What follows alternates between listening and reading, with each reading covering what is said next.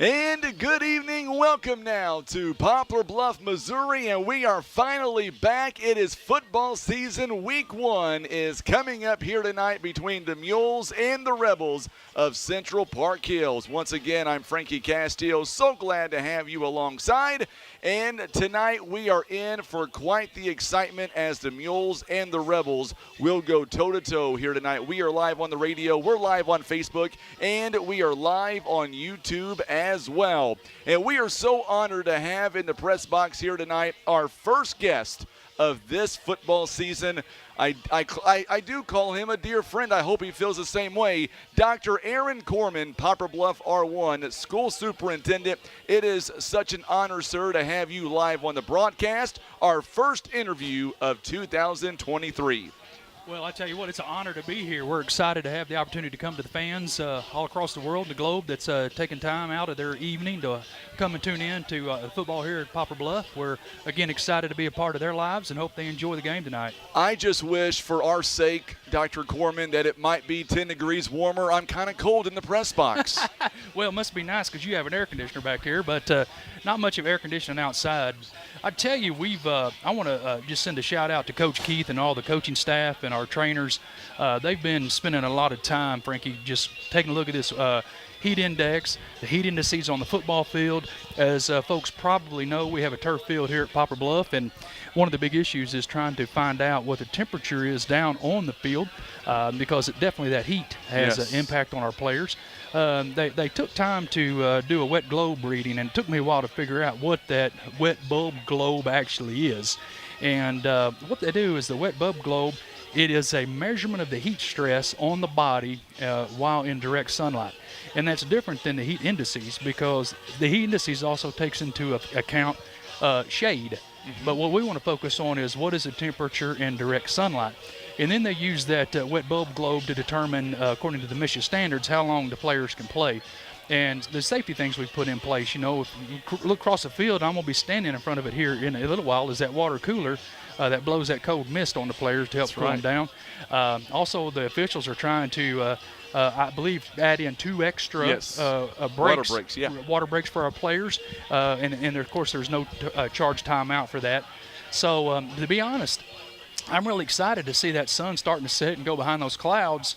And myself and a couple of the coaches are standing over there thinking, man, this is actually going to turn out to be a pretty good night for football. So it really is. We're excited to be here. I wanted to ask you, now that you had a full week under your belt now as the superintendent, I didn't hear from you all week, so I'm assuming that things got off to a great start with the educators and, more importantly, our students. Man, I tell you what, Frank, it has been a busy week. On Monday when we first started school, I got to work 6:30, 6:45-ish, and I got home about 6:30, 6:45-ish. You know, because but you visited every school on Monday, didn't you? Yeah, I went to every school, I think, with the exception of Mark Twain. I didn't make it there, but it's great to be out and seeing our kids, and it seems like with every little bit of, as the board president weighed in, Ken Davis.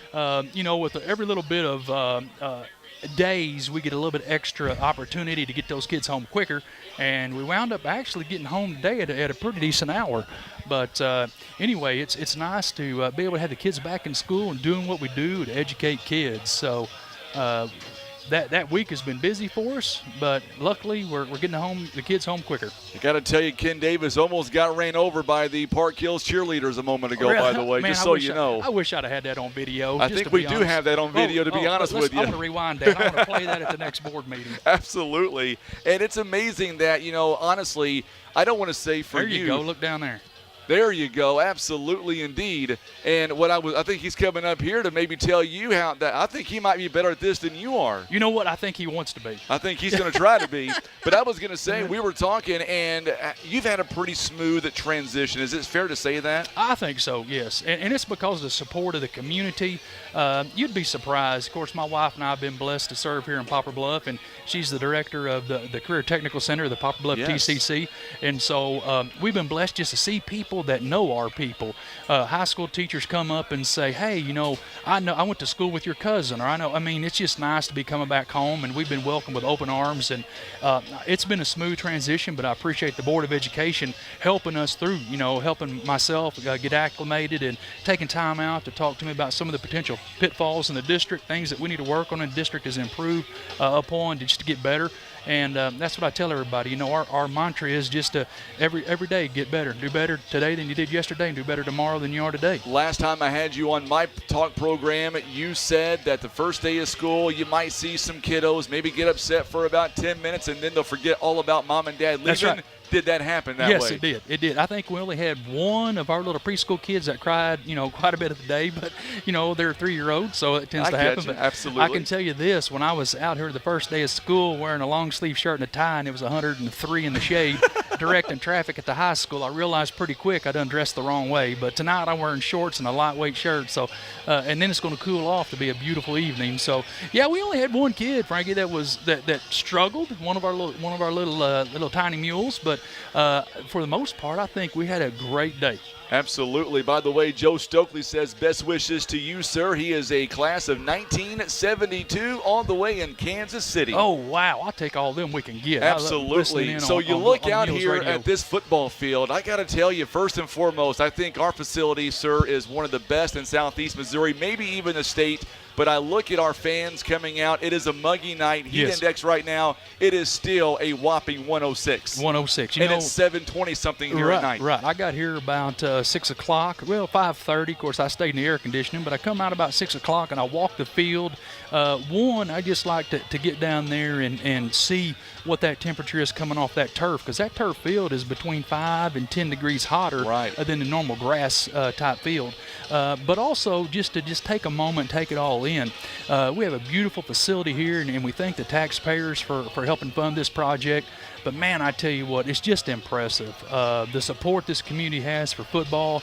But not only that, all of our sports, our booster club, man, we had a great tailgate this afternoon. We did. Hot dogs, hamburgers, even Buffalo Wild Wings was here. And Booster Club did a phenomenal job. They did, and it was fantastic, and it was all free. People just come up and eat and drink a soda or have some water and just spend time with their families. And but like I said, I'm excited. The band's willing out here. The xylophone's ready to play. So, it's going to be a wonderful evening for football. I want to see you assert your authoritative state right now and tell our board president, Ken Davis, to get out there and direct traffic. What do you think? Well, I think Ken Davis is going to be on the chain gang, and he's waving me off. He does a great job. Of course, he has a little thing on says chain gang, but sometimes he's awful tied to that chain. Ken, is that a Cubs hat you got on there, buddy? Oh, Lord.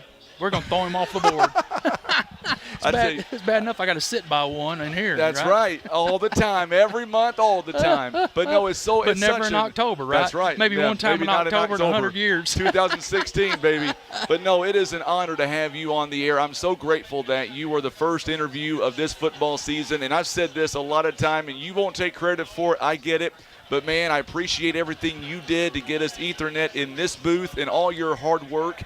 It's really showing for the edge, all the way from the educators to the students, and I'm just so happy that football is back in Southeast Missouri. Well, you know what? As I told you before, I take zero credit for that, other than just saying, hey, can we help these guys out? Our tech department, Aaron Badgley, his crew, the high school staff. Just, to me, I think it's important because a lot of our community, just like this gentleman from Kansas City, they can't be down here and they can't see what we do as a district and some of the great things that are going on.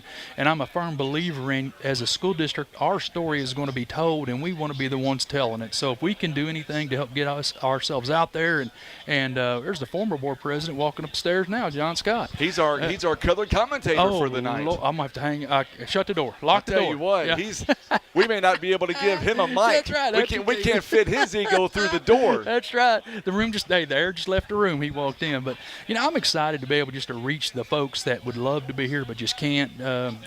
and actually some of our older population, some of our senior citizens love the Mules football, but can no longer get out to the stadium. So I just welcome the opportunity to help reach them and keep them involved in their district and their community as well. I need one thing from you. We'll let you get back to doing what you were doing. Guarantee us right here, right now, the Mules are going to be victorious tonight and go 1-0. Hey, I'm going to tell you something. This is what I learned a long time ago listening to old football coach. This is what they said. We just hope to be competitive. That's right. Right? Because if you go guaranteeing stuff, I'm not Joe Namath. You know, I can't guarantee and win the Super Bowl, but I can tell you this.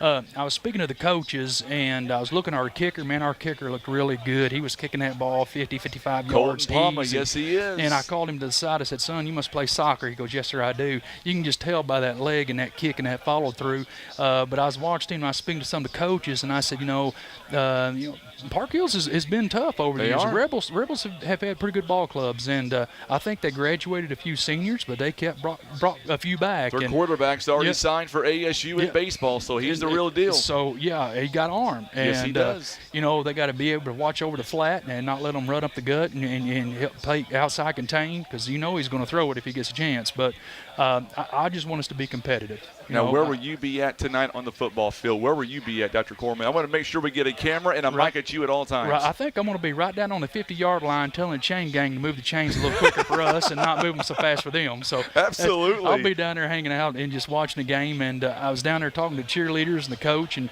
everybody, it's just a level of excitement in the stands. People, as they're funneling in, I see smiles on faces and people sweating to death. But you know what? They're still here to support the kids, and that's what it's all about. So glad you're able to come on, Dr. Corman. Thank you again, and we look forward to having you on. Many more broadcasts coming up this season right here during football and, of course, back in the studio during your monthly board meetings. Hey, looking forward to it. And, hey, anytime you want to come up here and take John Scott's spot, just let me know, because I know how to holler out real loud.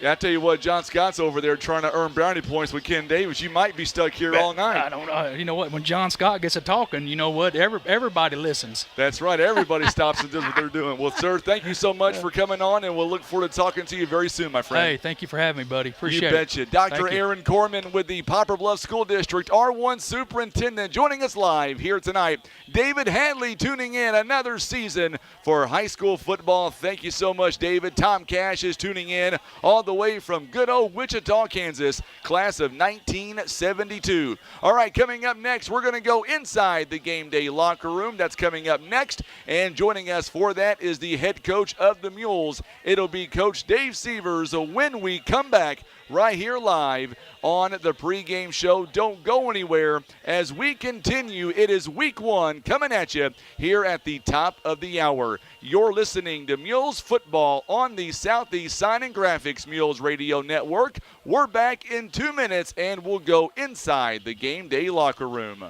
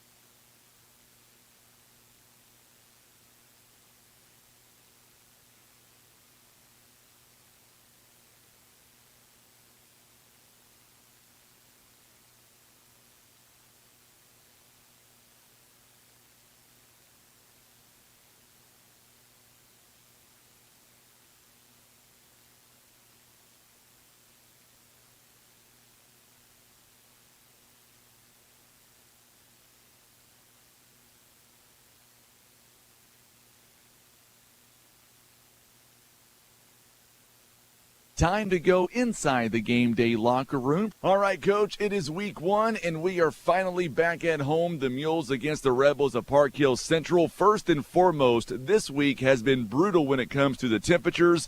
For you guys, is it messed you guys up practice-wise whatsoever? No, we've just put the parkas on and we've gotten after it. No, it's been pretty bad. The state of Missouri's got a heat policy, and for the most part, we've pretty well been shut down until it gets after 6. We've taken the field about 7 o'clock all week. Soccer's been delayed. Softball's been delayed. Basically, any sport that's got to be outside has been affected this week. There's different stages of the policy. There's the top of the policy is no outdoor activity, and then for football it gets more restrictive because we can be outside but we can't wear any equipment, and you can't be outside for more than an hour, and it's just a mess. The first time this popped up was 2-3 years ago, and Coach Keith told me it was too hot to practice football, and I about lost my mind because it just doesn't make any sense to me. But it's a good policy. It has affected things. We've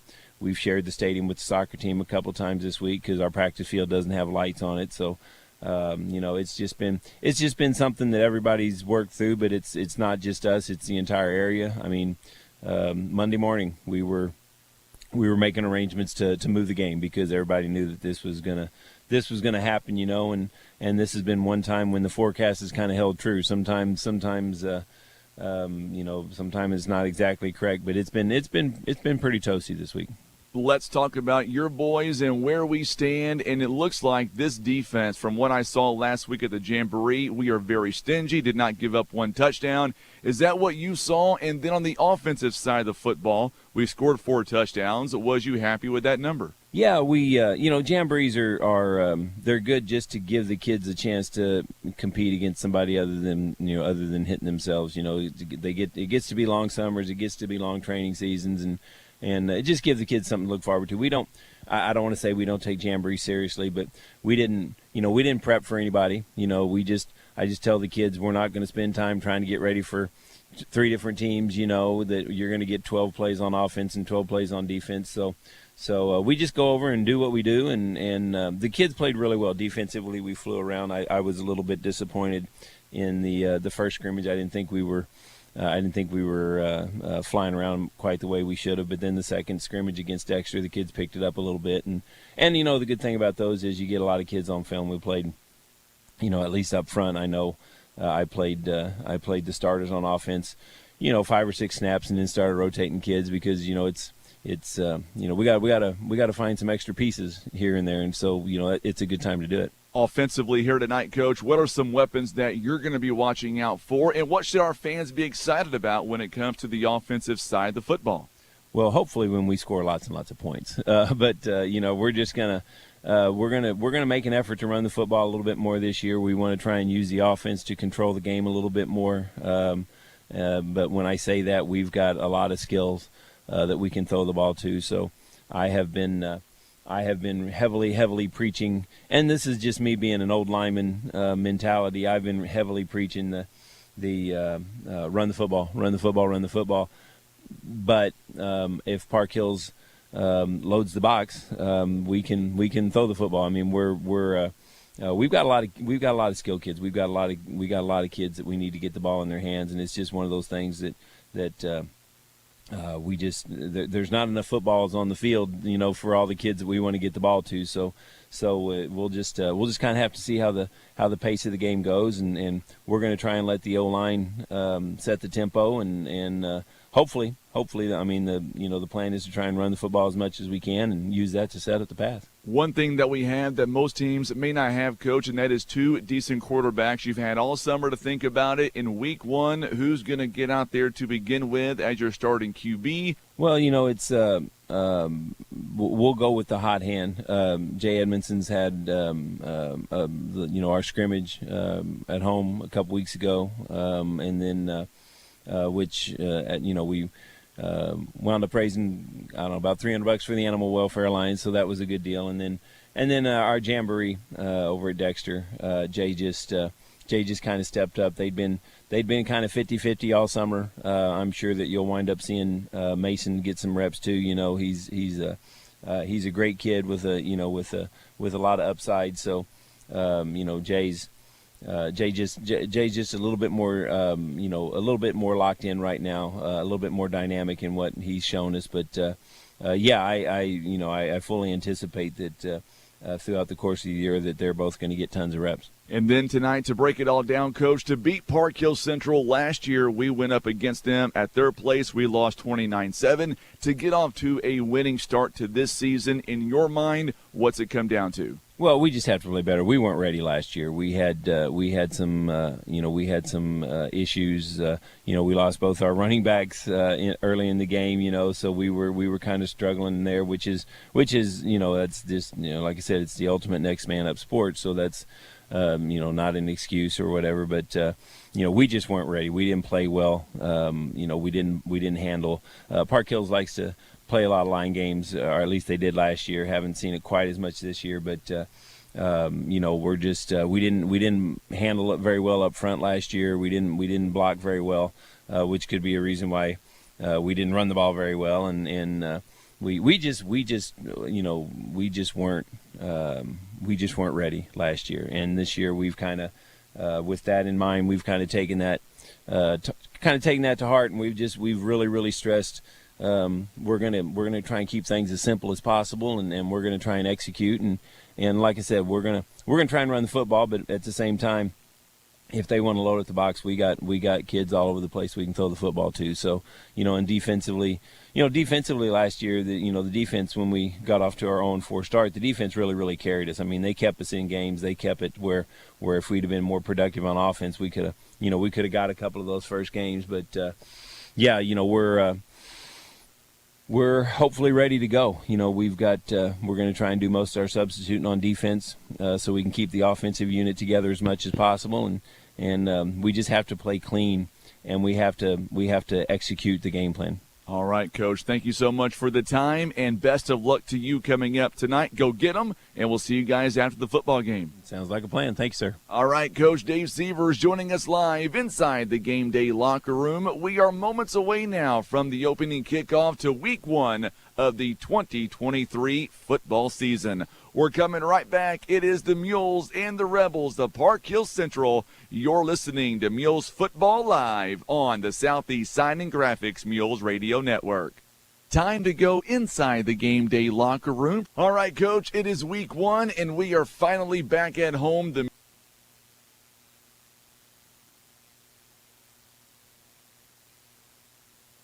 You're in the zone with Baldwin Toyota. Today's spotlight is the 2023 Toyota Corolla. This car is built to win, featuring advanced safety systems and driver assistance technology, along with top-of-the-line performance. Right you are. The 2023 Corolla is a fuel-efficient, fun-to-drive game-changer, and it's sure to be a Mules fan favorite. Don't just watch from the sidelines. Visit Baldwin Toyota and experience the 2023 Toyota Corolla yourself. And now, back to Mules action.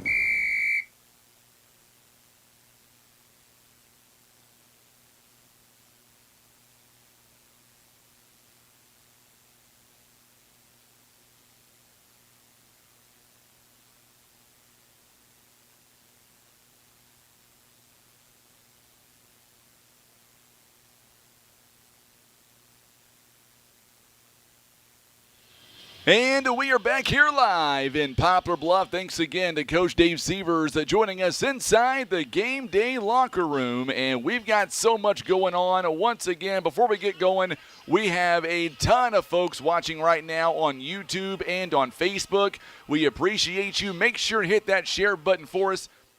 That's my mic there, John. There you go. Your mic is over here, sir. I'll get to you in just a moment. All right, so before we do anything else, let's go around the horn and let's introduce all of our members of our broadcast team. He is somewhere out there along the sideline on the track. We'll get to him in just a moment. Sean Mannon, he'll be telling us how warm it is down there on the field in just a few moments. And I've always said this, the best camera guy in the business, Tim Hicks, yet again joining us for another phenomenal season. I have been so blessed to be sitting in this chair going on year number 15 as we begin Mules football, and I can't wait to get it started. And then there's John Scott joining us as well. John, good evening. Glad to have you alongside. Frankie, let me tell you what, it's a pleasure to be here, sir. How about Glad that to for be an here. introduction? I love it. I love the hype. That's exactly. No, let me exactly just stop real quick. And I got to tell you, we were talking to the new superintendent, Dr. Aaron Corman.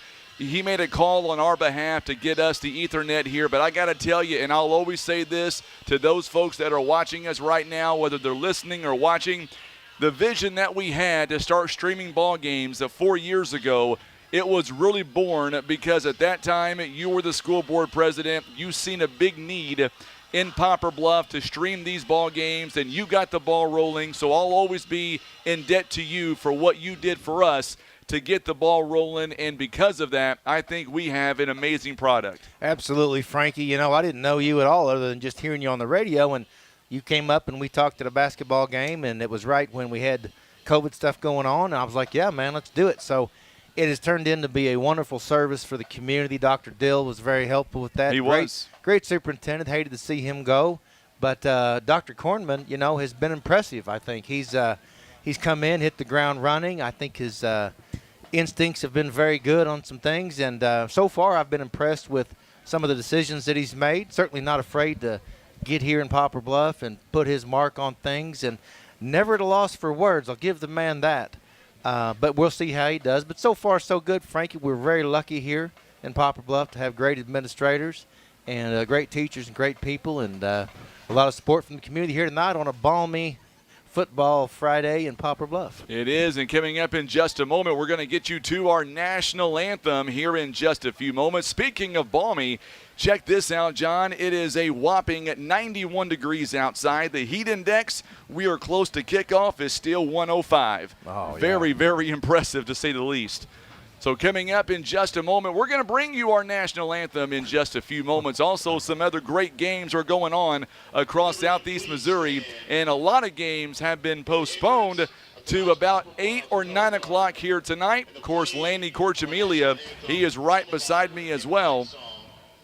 And we're going to go down here in just a moment. We will have our national anthem, and then we're going to come back and we will talk about our starting lineups. And then, of course, we're getting close now to the kickoff. Kickoff is coming up beginning in about 12 minutes from right now. We're going to go ahead and pause. We'll let Tim shine the camera on the junior ROTC as they get ready to present the colors, and then we will have our national anthem.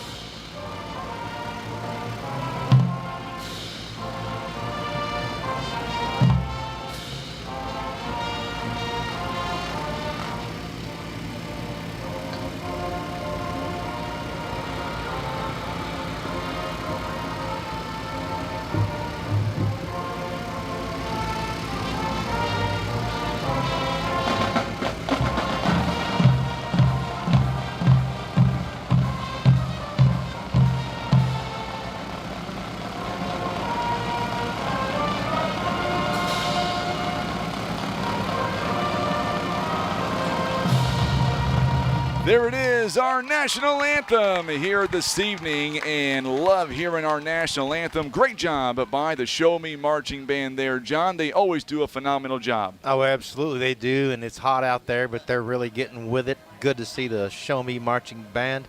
Always an excellent representation of the quality of education and extracurricular activities here in Poplar Bluff. Absolutely indeed. And coming up in just a moment, we're going to go down at fieldside, and we're going to talk to Sean Mannon. Not sure if he is standing by or not. Sean, are you there, my friend? Yes, I'm here. Can you hear me? I got you, All right. Sean. Let's talk about how warm it is down there. The heat index is still about 105. What are you seeing down there as we get ready for the team to come out? Well, it is a bit cooler than it was earlier. We are starting to get a little bit of wind come through, but it is still quite warm. And I'm just going to let you know, Frankie, I've lost you on my monitor, so I'm just going to talk here for a second.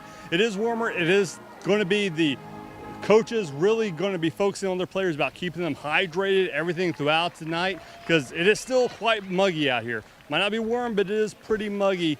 The wind's helping a little bit, but we'll see how the players' conditioning has done this summer. Will lead them all the way coming up to the game number 1. All right, Sean, thank you so much, my friend. We'll go back to Sean coming up in just a moment as soon as we get ready to bring you the opening lineups here. And, of course, we will also have for you coming up, we'll see the Mules running out of Maximus. And, of course, that's always a great sign that just means that we are getting ever so closely to the opening kickoff here tonight as well.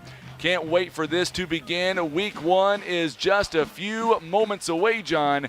And for one, I just can't wait to get this ball in the air to kind of see how our team is ready to do battle here this year. Yeah, no kidding, Frankie. And Sean made a good point. A game like this tonight when it's hot, first game of the year, cramping is going to be a thing. Last year it seemed like we had a lot of that, and I hope the coaches, and I know the coaches have worked on that throughout the summer to keep the kids hydrated, have them in good physical conditioning, because a deal like that tonight, late in the game can make a huge difference. Last year we saw the first few games of the year, some of our players that are out there are good players playing both sides of the ball, having cramps, coming off the field, back on the field, and it really makes a difference in a team like this. So I think tonight we're going to see a Mules team that's better conditioned, I think, and it's going to be properly hydrated. I know the players have fans, I think individual fans over there to keep them a little bit cooler. So that's going to be a big thing, managing the game from a conditioning standpoint and from an effort standpoint so that we can finish strong and get that win.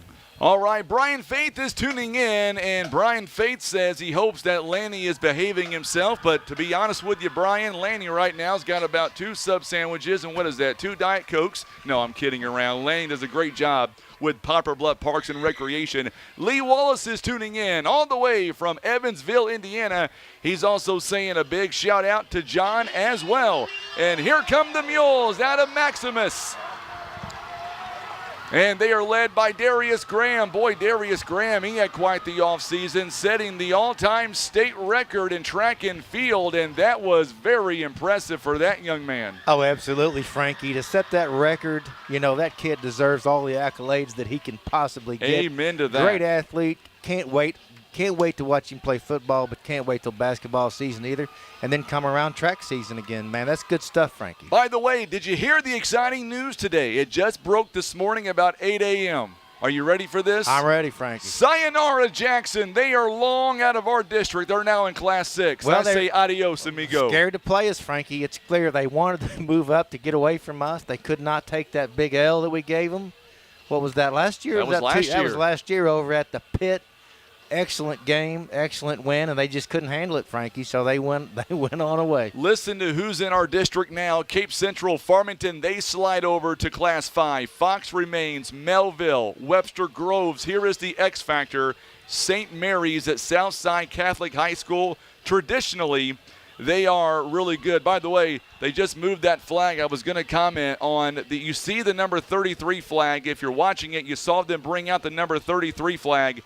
That number 33 is going to mean something all season to us, John, because that belonged to a young man named Lane Savat, who passed away a couple of years ago, and this would have been his senior season, and he was a big part of Mules football, and they're going to remember him all season long, and we will as well. Absolutely, Frankie. You know, such a great kid, such a tragedy, such a great family, you know, and siblings. It's never easy, never gets easier. And for this to be Lane's senior year, it's going to be tough for a lot of people. But it's also going to be very inspiring for a lot of people. And we see the nice banners out on the fence, and there's a great banner there for Lane. And it's really a nice testament to what kind of person that he was and the lives that he's been able to affect. And will forever, these kids will remember that, and they'll live better lives because of Lane. So now Park Hills is going to come out now. We are counting it down to the opening bell here this afternoon, or this evening rather. By the way, in other matchups going on tonight, Malden at Caruthersville. Savannah takes on Portageville tomorrow. Richmond taking on New Madrid County Central. Also Scott City, they're at Dexter. Donovan at Kelly. Hayti takes on Kennett. Sykeston taking on Hillsboro. Here's a good one. North County taking on Farmington. And Farmington now is in our district. That game means something. And then in our district, St. Charles at Cape Central. By the way, that's going to be a 9 p.m. start. We might be able to get over there before the fourth quarter, John. Did you say 9 p.m. start? 9 p.m. start. Perryville takes on Oakville. Webster Groves taking on Rockwood Summit. And then us and Park Hills Central. Going to be a lot of fun. By the way, tonight, make sure and tune in. We've got Mules Trivia coming at you, and we're going to give away a gift card courtesy of Academy Sports and Outdoors, as well as a Magellan 25-quart cooler. It can hold up to 30 to 35 12-ounce cans. John Scott personally will fill those bad boys up for you with the winner of tonight's trivia question. Absolutely. Whoever wins that, they fire up the grill, get some hot dogs. I will fill that cooler with 12-ounce cans, and we'll come over and hang out. Who are we playing tonight? Park Hills, that's right. Park Hills Central. I got to tell you, I know you guys can't see this on camera, but look what I brought out of the big dog here. Big green drink is back with us. Laney, keep your hands off of that green drink, sir. That's not what you think it is. I can assure you of that. Oh, that's excellent. Hey, Frankie, I'll say while we're getting started here, it's a little bit later, tomorrow morning, cross country running in Jackson. First meet of the year. Those kids, if you want to come watch some kids really give everything they've got and suffer, come watch the cross-country team, man. Coach Lewis does an excellent job. You know, she coaches 3 varsity-level sports, swimming, track, girls track, and cross-country, does an excellent job. And she wasn't able to be as involved for part of the summer, but those kids would get up on their own and go meet at god-awful times of the day and run for their coach, man. They love her. She does an excellent job. And I got to give a shout out. One of the coaches that we don't mention a lot is Coach Mannon. You know, absolutely. He's actually a decent human being, mainly because of his wife, but he does an excellent job as well as the boys track coach. And you know, I don't think he gets a lot of credit sometimes for that, but he works hard in that too, and he's an integral part of this football team. Does an excellent job. Let's talk about our captains here real fast here, John. For Poplar Bluff, Jay Edmondson, Mason West, DJ Hubrens, and Darius Graham. On the other side of the football, you've got for Central Park Hills, you've got Cannon Harlow out there. Also the quarterback, Kaysen Murphy. We'll talk about him a lot coming up. You've got number 11, Joby Bryant. That guy is very athletic as well. And then for Central, you've also got Sam Calloway, another senior. Those are the captains here tonight. And we're going to find out coming up in just a few moments here. If the Mules win the toss, I can only imagine they will defer and put their defense out there first. I think so, Frankie. That would be the wise call tonight, and I would expect that.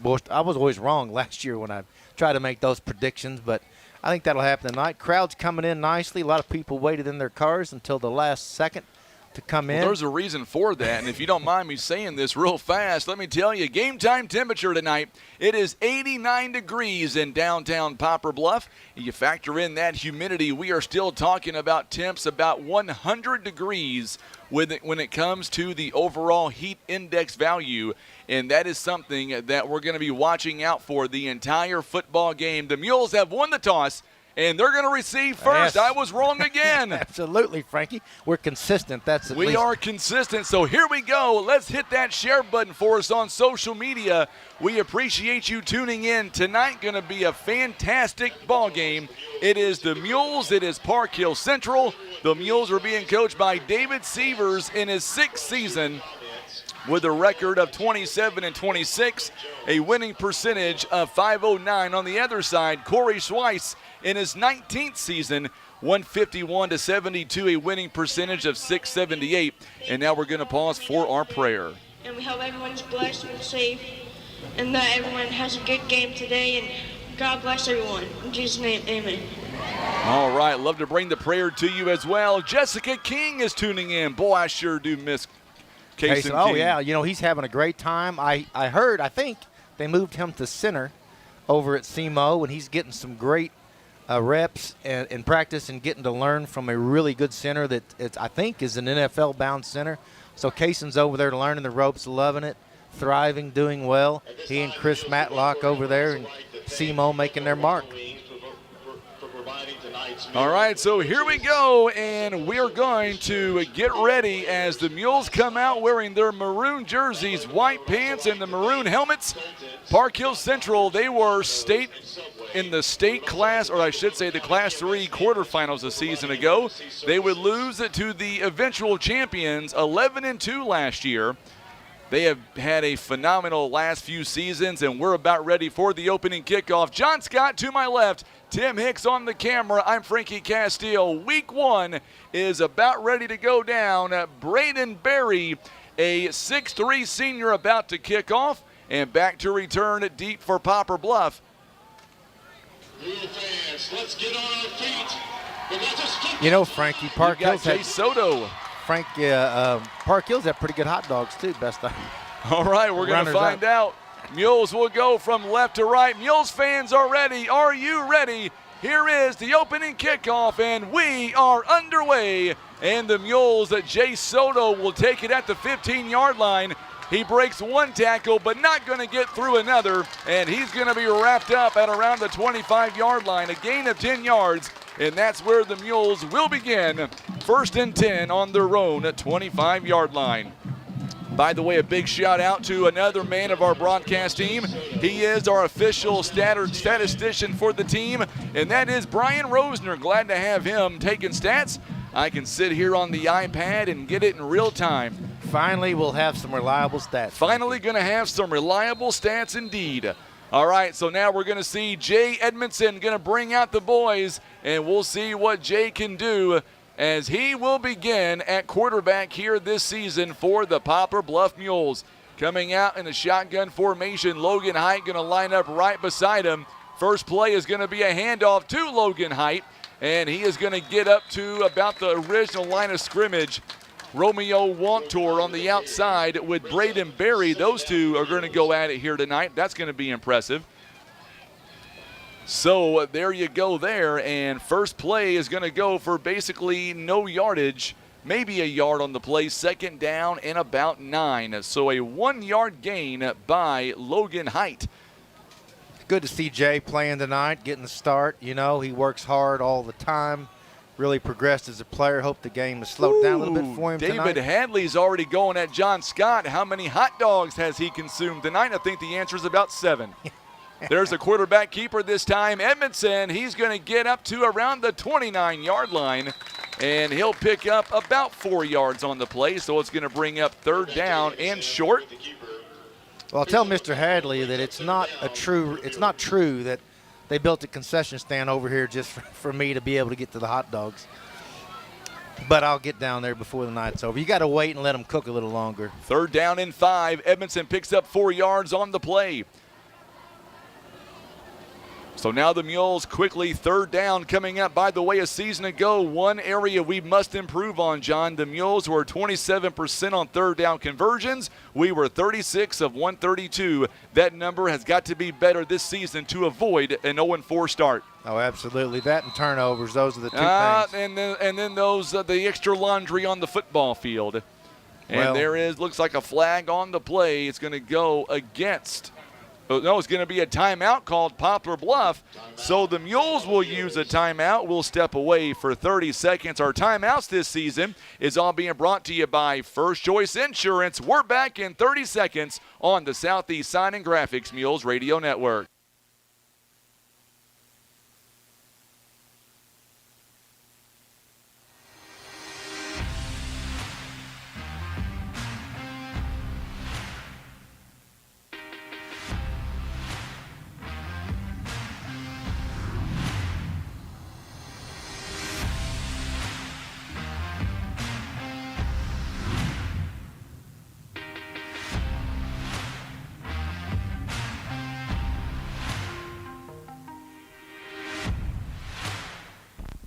All right, so we are back here. So a quick third down coming up here for the Poplar Bluff Mules. Before we go any farther, you know who else is tuning in tonight? Do I got to tell you, John? Grandma Jackie. Grandma Jackie Yes. tuning in. She's got Misty right there beside her. Misty's going to eat some treats tonight. She is. Every time they score a touchdown, Misty gets rewarded. Here we go, third down and 5. Jay Edmondson now. And we're going to get, yet again, this time there is a flag on the play right there on the far sideline. And it's going to be, I believe, against the Mules. I think it's going to be a false start. It is going to be against the Mules, so back them up 5 more yards. Yeah, you hate to see a false start after a timeout. So a third down and 5 is now going to turn in to a third down and 10. We need a little more room. Air it out. That's what we need. So now third down and 10 coming up. Marcus Berry says timeout after 2 plays. It's hot down there, Marcus. That's all I can say. So now the Mules with 2 timeouts here remaining in the first half. Park Hills, all 3 of theirs. Here we go. Edmondson scrambles inside the pocket. Now he gets out of trouble, still on his feet. And I don't believe he's going to get a first down, but man, he did everything he could to avoid disaster. But Park Hills, right place, right time, and they collapse inside the pocket, and Edmondson is not able to get rid of it. Instead, it'll bring up a fourth down for Poplar Bluff. Yeah, that was a good scramble. I mean, it could have been disastrous. We'll see a nice punt here, hopefully. You know, Frankie, I had a long conversation with assistant basketball coach Aaron Duncan one time when I thought it was Marcus Berry. And finally, Coach Duncan said, I'm not who you think I am. I'm like, oh, you're not? They wear the same kind of hat. Now we get another flag on the play here. Not sure what this one's about. It's fourth down and 11 coming up. Edmondson has 2 carries for 3 yards on the season so far. Going to be against the Mules. Yeah, we don't like a couple of penalties on the first series. Not great. Little jitters maybe, perhaps. Hopefully. Illegal formation against the Mules. Coming out to punt the football, going to be Colton Palma. He is a 5'11 senior, weighs about $160. He is a phenomenal soccer player. Mary Faust is tuning in. That was a false start. Mules got away with it. Good kick by Palma. It's going to be returned by Bryant. Bryant now has got some running space. He is down the sideline, 1 man to beat, and he is going to go and score a touchdown. That was an excellent run, Frankie. I'll give that kid credit. Yes. Absolutely a big score by Joby Bryant and Park Hill Central. And that one is going to go roughly 55 yards. As Bryant, he made the Mules pay a season ago, and he's doing it already here in the first quarter of play. Oh, yeah, he made a couple of guys miss, and it was off to the races. We couldn't catch him. Good run. Nice. That kid's fast. He is. It was a booming kick by Palma, and now we're going to get the extra point coming up here. It is already 6-0. The kick is on the way. It's a low kick, and I don't believe he got it. He did not. It's in. It's not going to go. Devin Graff could not get the football to go up and stays at 6-0. We'll be back in 30 seconds. Mules trail 6-0 on the Southeast Sign and Graphics Mules Radio Network.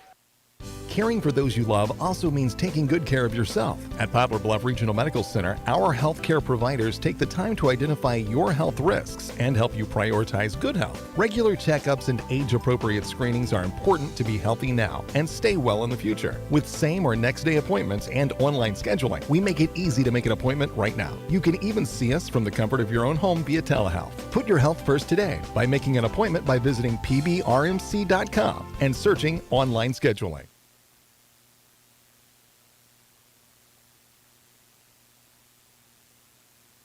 So a 60-yard return by Joby Bryant, and he goes the distance, 60 yards, and it ends up being a touchdown on special teams, and now the Mules trail 6-0 following the extra point. That was no good. And now, just like that, the Mules are going to have to pull from behind. And sometimes that's what the Mules, sometimes they do better when they're working from behind like that. They got the first series out of the way. They didn't throw the football. So now we'll see what the second set will bring coming up for Poplar Bluff. It is 9:16 to go here in the first quarter of play, and Mules down by a touchdown. Scott Taylor says Warren for the block on the extra point. Yes, he did. Got just enough of that. So now kicking it is going to be Barry again. A booming kick downfield, and this time Soto lets it bounce one time, picks it up on the 10-yard line. He's up to the 25, and he'll be shoved out of bounds by Matt Manning, a number 29, a 6'1 senior. So now the Mules going to come back out with it, and we'll see what they can do on their second set of offensive plays, already down 6-0. Mules have 4 plays so far in the ball game, only 4 rushing yards. And if the Mules are going to be successful in this ball game, they're going to have to do better than that right there. Absolutely, Frankie. But you're right. This team, we saw last year, they lost some games, but they never quit. They would always kind of battle back, and I think you're right. Eventually, they come back from behind, and they do play better. They get looser somehow. And hopefully we'll see that tonight, but maybe not get too far behind. So now Edmondson again coming back out, second set, and the Mules again a little bit jumpy here in the first half, in the first quarter of play. Some extra laundry on the football field, and that is their second false start in this ball game, and that's going to be their third penalty overall for 15 yards. That's not ideal to see those kind of penalties in the first game of the season. You might see one here and there, but we're out of sync. Something's not right. I'm sure Coach will have some words of wisdom. Perhaps. About 200 people watching us combined right now on Facebook and YouTube. A fantastic crowd. We've got Mules Trivia coming up later on this evening as well. Your chance to win a gift card as well as some great merchandise coming up from Academy Sports and Outdoors. And there's a pass complete by Jay Edmondson. And it'll be for a few yards coming up. Good job there on the catch there by Nico Gaddy for the Mules. Yeah, that was a nice catch. Pick up some yards, kind of settle in here, get a little rhythm going, get the points back. That missed extra point, or blocked extra point, I should say. That could come back to haunt Park Hills before this game is over. Lincoln Warren got his hand up on that one. So Gaddy with a quick catch here. And now it's going to bring up second down and 8. So a 2-yard pickup on that one. And this one is going to be incomplete. It was intended for Gaddy. Good defense there by the Rebels. Number 49, Jackson Jones, a 6-foot junior, got a hand on it, and he was able to play good defense. So Gaddy. Brings up third down. That was by Gaddy, who was intended for. Yes. Not Hunter Clifford. Right Nevertheless. On. Right on, Frankie. David Carroll tuning in. Glad to have you alongside. Mary, she may have something. She says, blame it on the heat. I blame everything on the heat. You and I both.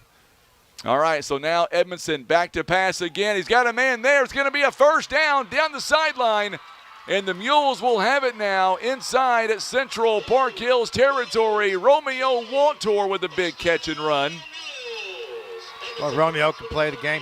Good to see Jay Edmondson. He's throwing some zip on the ball. Good spiral, hard pass, laser right in there. We'll loosen this defense up a little bit, then we can run the ball. It's a 19-yard catch and run by Romeo Waltor. 1st and 10 now on the 49-yard line. Edmondson, he is 2 of 3 on the night so far, 26 yards. And now the Mules kind of settling down a little bit. And they move those chains. That's what you want to see right there. And this one, there's a handoff, and not going to get a whole lot. Logan Height's going to get into Rebels territory. He'll have it on the 49-yard line, so a couple of yards on that play. It'll bring up 2nd down and about 8 to go. 7:45 in the first quarter. The Rebels, they lead 6-0, thanks in part to Warren with an extra point blocked earlier here in this quarter. Mules football proudly presented by Senator Jason Bean, also being brought to you by Maverick Glass, Air Solutions, Larry Hillis Dodge, Edmondson, Warren, and Holt Attorneys at Law. So now Darius Graham in motion, runs to the near side. Play clock is down to 17. Now Logan Height in motion. They're going to go. Oh, it's going to be picked. It was intended for Hunter Clifford. And it's going to be picked, and a quick interception.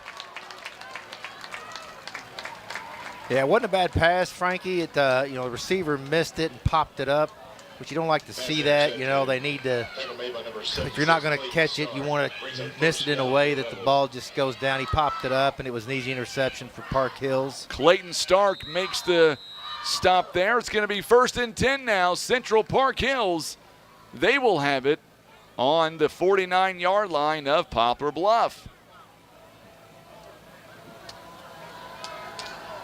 So Edmondson, his first interception of the season. A turnover on, a special teams play. Here's a quick pass by Murphy. And that's going to be Logan Height makes a big stop going out of bounds. And the Park Hills fans, they wanted a flag. They're not going to get it. No, not at home. You won't get that. That was close, though. Yes, it was. Caden Casey with a quick grab. Murphy has already signed with ASU to play baseball. He's got a shoulder injury from last season in baseball, so they're going to be very careful with him. 2nd down and about 2 to go, an 8-yard pickup that time by Casey. 1 catch for 8 yards. Barb Huey turning in from Poplar Bluff. Glad to have you alongside. Big crowd tonight on Facebook and on YouTube. There's the quarterback. This one's going to be a handoff to Bryant. Bryant's already got 1 touchdown tonight, and he's going for a second. It'll be a 1st down at Park Hills. Good stop there by the Mules. On the tackle is Spencer Nunn. So Nunn with the big stop. So now Bryant gets a big run that time, and he's going to be inside the red zone. Boy, the Mules so far, that was a pickup of 22 yards. Mules so far has 32 yards so far of total offense. There's a pass play once again. This one to the outside to Caden Casey. Not going to get a whole lot of yardage on that play, maybe a yard or 2. I see our current school board president, Mr. Ken Davis, down there leading the chain gain. Sweating it out, doing a good job. 6.5 minutes to play here in the first quarter. It is about 85 degrees on the field. It is 69 here in the booth, if that's a fair trade. We got a little AC kicking back there. I'll take it. So now Murphy's going to bring his men to the line. Going to be a handoff. And this one, boy, Lincoln Warren, the ball pops out. It's going to be picked up by Park Hills. And now we're going to get a flag, 2 flags on the play. And the 3rd flag comes in. The next flag gets you a free meal courtesy of John Scott. That's right. What do they throw when they run out of flags? I guess they start throwing hats. I believe it's going to – I know one penalty is going to be against Poplar Bluff, unsportsmanlike, but I do think there was a late hit that came in on the backside for Park Hills. These may offset. Well, that was a great hit by Lincoln Warren. Got in there, caused that fumble, and a Park Hills guy, number 70, picked it up, and then mayhem ensued shortly thereafter. So now we're going to get the officials here to talk about it. These might be offsetting. I know one's going to be against Bluff. Well, you know what? They're picking the ball up. It might go both against Bluff. It's going to go against Bluff. Personal foul against Poplar Bluff. Personal foul called against the Mules. Boy, I don't know. I thought at the very end of that play there was a late hit by Park Hills. Seemed like it to me, Frankie. But then again, I don't know. We don't have a great angle on that. I had a great angle on it, John. Speak for yourself. I saw that in my binoculars. Woo. Called against the Rebels. Oh, there we go. Okay, it was offsetting. I thought it was. I guess they got to step it off. Okay, so they're going to get it right. They got together, and I thought there was I told you I was right, John. Don't doubt me. I Ever will doubt not me. doubt you, Frankie, but I got to say Lincoln Warren put the hit, man. Oh, he my put gosh. a hit on that kid. He absolutely did. Jane is tuning in from West Virginia. We're going to get a water break timeout in the so here's the unique thing about what we're talking about right now. Each team is going to get extra water breaks here this game because it is downright hot. Misha rules will state that we're going to get an extra 1 to 2 water breaks per quarter, and that is to keep our boys safe on each side of the football. Yeah, safety first, Frankie. That's what we like. I got to say, Lincoln Warren, his dad, Jay, class of 90, of course, and his mother, principal at the junior high, Candace Warren, does an excellent job in the building over there. She's been a wonderful administrator for the school.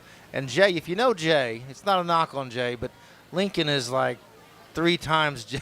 Jay's a short guy. He was fast, though. Yes, Tell you he what, is. he could run. Jay was a runner, and he was a tough football player, man. You didn't want to line up against Jay, but I'm glad to see Lincoln. He's getting strong, filling out, stepped up a lot. So far in this game, he's really improved from last year. He's got a bright future with the Mules. Amanda Spain is tuning in. She says, let's go Mules. And, of course, Brandon Spain he's a little bit higher than we are right now, and he's all the way across the football field doing the PA duties here tonight. Well, he does an excellent job with that. He does? I did not know who that was until last year, and it makes perfect sense now. Sounds just like him. 3rd down and 14 now as we see what the Mules can do with it here on defense.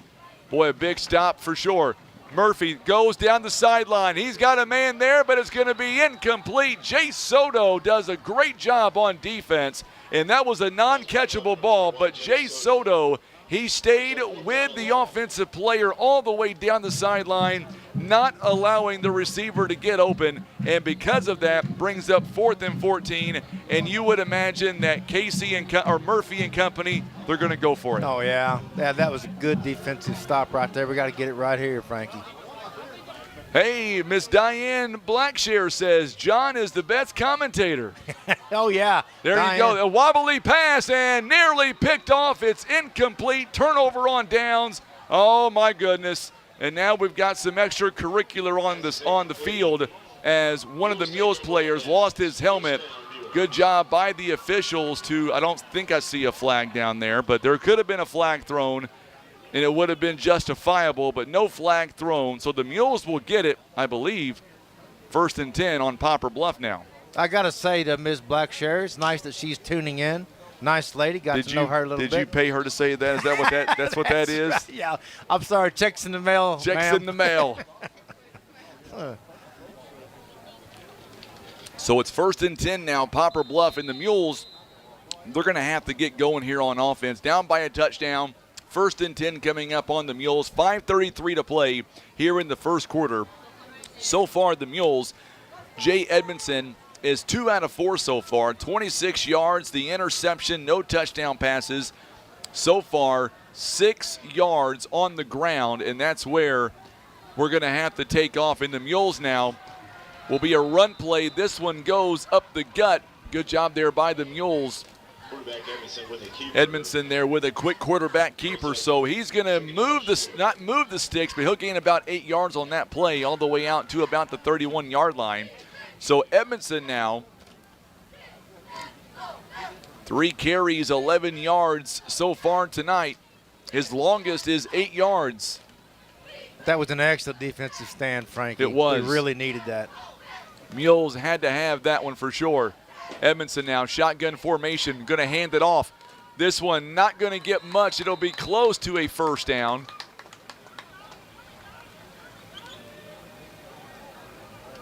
The handoff that time goes right up the middle. Colin McBride, boy, he's going to be a player. He's going to bring up a 1st and 10, so it is a Mules 1st down. Good to see Colin on the field. Great player, strong player, fast player. And he's going to be a good asset for the team this year, no question. So a first down here by Poplar Bluff. So Edmondson now, he's going to quick pass it this time. Darius Graham, and Graham is going to be tackled the moment he makes the catch. Cannon Harlow with a quick tackle, and he is not going to get much. He may have lost a yard. It may bring up second down and 11. It will. Just a little slow on that play developing. Defender had a chance to get to the receiver before he caught the ball. Good defensive play. So now the Mules, second down and 11, following a big stance on fourth down a moment ago. We'll see what Edmondson can do. Rebels lead at 6-0 with 3:45 to go here in the first quarter. So now Edmondson back to throw. This time he may keep it himself. He hesitated for a minute. He's going to get some pushing up front. Boy, good job that time by Chase O'Neal. Chase O'Neal kind of made a small hole, got from behind him, and pushed him forward a few yards. It's going to bring up third down coming up.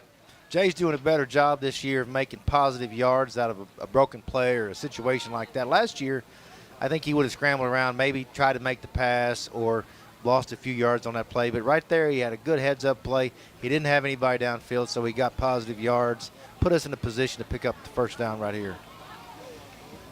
So now we'll see what the Mules can do with it here on third down a season ago in the 20s. Edmondson, he's going to get, he diverts, he diverted one, but not going to divert a sack on that play. Good job by Sam Calloway, number 58, and didn't really tackle him. He just made it to where Edmondson had nowhere to go, except he did slip and fall. Yeah, he had juked around a couple of players, just one juke too many. Our O-line's going to have to provide just a little more protection. Right there, they brought the heat, and there wasn't much we could do with that play. We are playing in Poplar Bluff, Missouri. Paul, watching us, you ready from this? I'm ready. From Queensland, Australia. Right on. Poplar Bluff, Missouri. We'll let Tim get those Mules fans on camera there. I'm not sure what they're doing out there. Boy, to be a kid again. Good punt this time by Palma. It's going to take a Rebels bounce. And it'll go to about the 31-yard line. That's where the Mules fall on it. It'd be fun for about a weekend, right, Frankie? Yeah, maybe not even a full weekend. Maybe a couple hours. It'd be pretty cool. Before you go there, Palma, be the Rebels. First down and 10. Well, I'll tell you what, Central Park Hills a season ago, they made it all the way in the Class 3 quarterfinals. They would lose to Cardinal Ritter.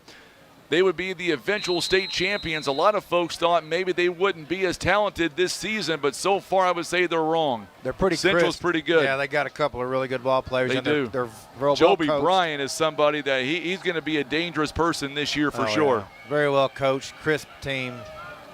I So would now say. coming out now, Kason Murphy, the quarterback. First and 10 on the 31-yard line now. This time he's going to air it out. He'll throw it. It's going to be completed along the far sideline. Darius Graham with a big stop.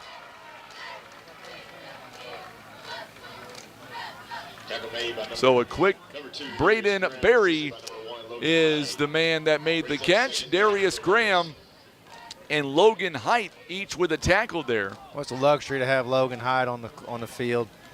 You know, he's everywhere, both sides of the ball, gives it 110% every single play. Kimberly Smothers is tuning in here tonight. Glad to have you alongside Miss Kimberly. Miss Diane Blackshare, she sends some stars with her right on. comment. Here we go, Frankie. We're getting stars now. I think she's saying there's stars in your eyes, John. That's right. She's got heat, too much heat over there. So now here we go. Going to be a flag on the play, I believe. Boy, the Mules defense, they were ready for that play too. The offense of Park Hills may have gave them a favor. They did. It's going to be false start. It's 6-0. You think right now the way things have been going is it's about a 3-touchdown lead right now by Park Hills, but it's not. Mules very lucky to be in the ball game down by 6. Oh, our defense has played well tonight, Frankie. We had, a punt return, and then other than that, we can play with this team. We just got to get our offense a little bit like last year. We got to get our offense in rhythm. Just put together some plays, and we'll be all right. Mules have 2 first downs here in the ball game. Park Hills only has 1 so far. But they do have a 6-0 lead. Murphy now stands in the pocket. Just a lazy pass. Oh, what a hit on the far side. Jay Soto, what a hit that was. Incomplete pass. You better believe that fires up the Mules crowd along the far sideline. Yeah, that was a legitimate hit. We got a player down. Well, we do. I think it's going to be he got winded on that. I think so. Jace, that was a hard hit. It was a hard. It's a clean hit, but it was a hard hit. That's no fun taking that leg. No, it's not. And we do want to say we don't want anybody to get hurt. We want to see a good competitive game. Our broadcast here tonight also being brought to you by Eye Care Specialist, Christian Automotive and Tire, Patriot Auto Glass, Poplar Bluff Regional Medical Center. Also being brought to you by our good friends at First Choice Insurance, Baldwin Toyota, Whitworth Gift Chest Jewelers, Poplar Bluff Realty and Legacy Farm and Land Specialist. Also being brought to you by Kevin's Auto Repair, First Midwest Bank, and the Scott Law Group, LLC, proud supporters of Mules football. And we're going to step away for about 30 seconds and come right back. You're watching and listening to Mules football. 48 seconds to go first quarter. Mules down 6-0 on the Southeast Sign and Graphics Mules Radio Network.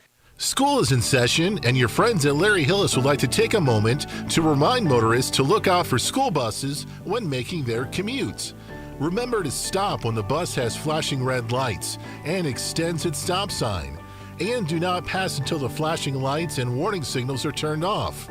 Also, never pass on the right side of the bus where children enter or exit. Let's make school bus safety a priority. At Larry Hillis, we love our mules. So Braden Berry was the man that got hit by Jay Soto, and he is going to be able to walk off on his own power. That is some good news to see that. And now we're going to get back to live action.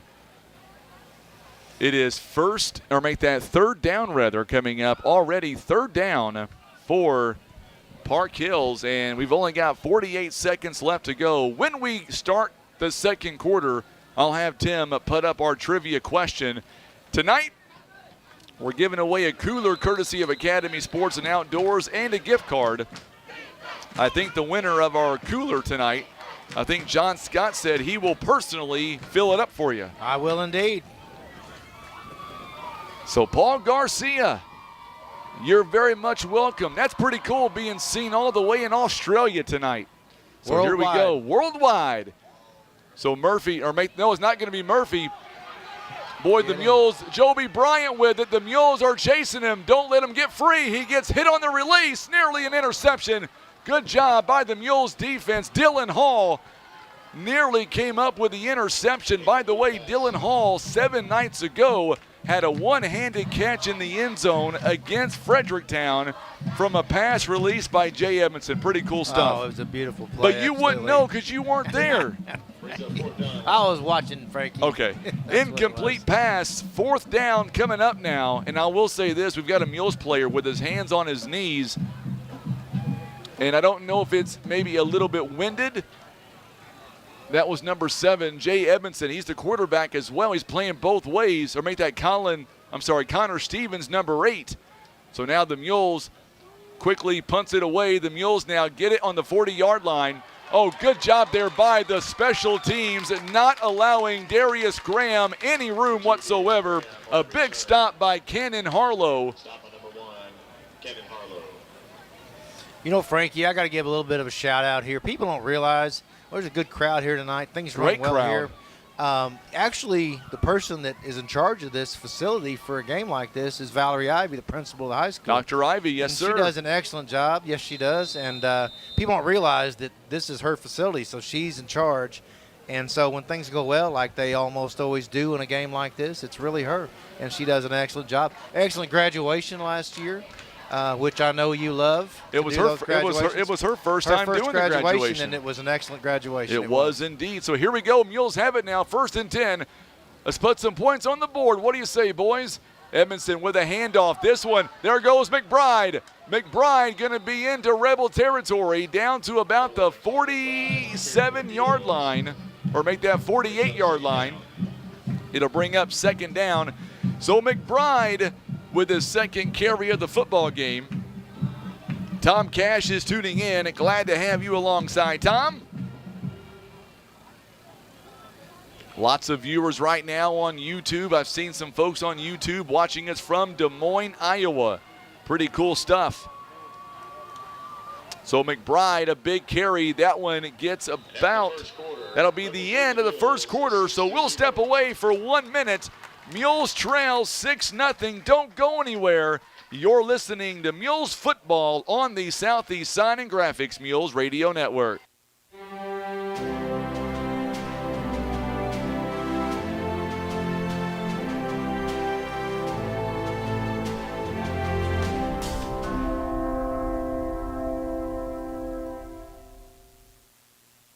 Christian Automotive and Tire. Quality name brand tires that you know and trust. They also have ASE certified mechanics that have the training, tools, and knowledge to fix your vehicle right the first time. Business 67 South in Poplar Bluff.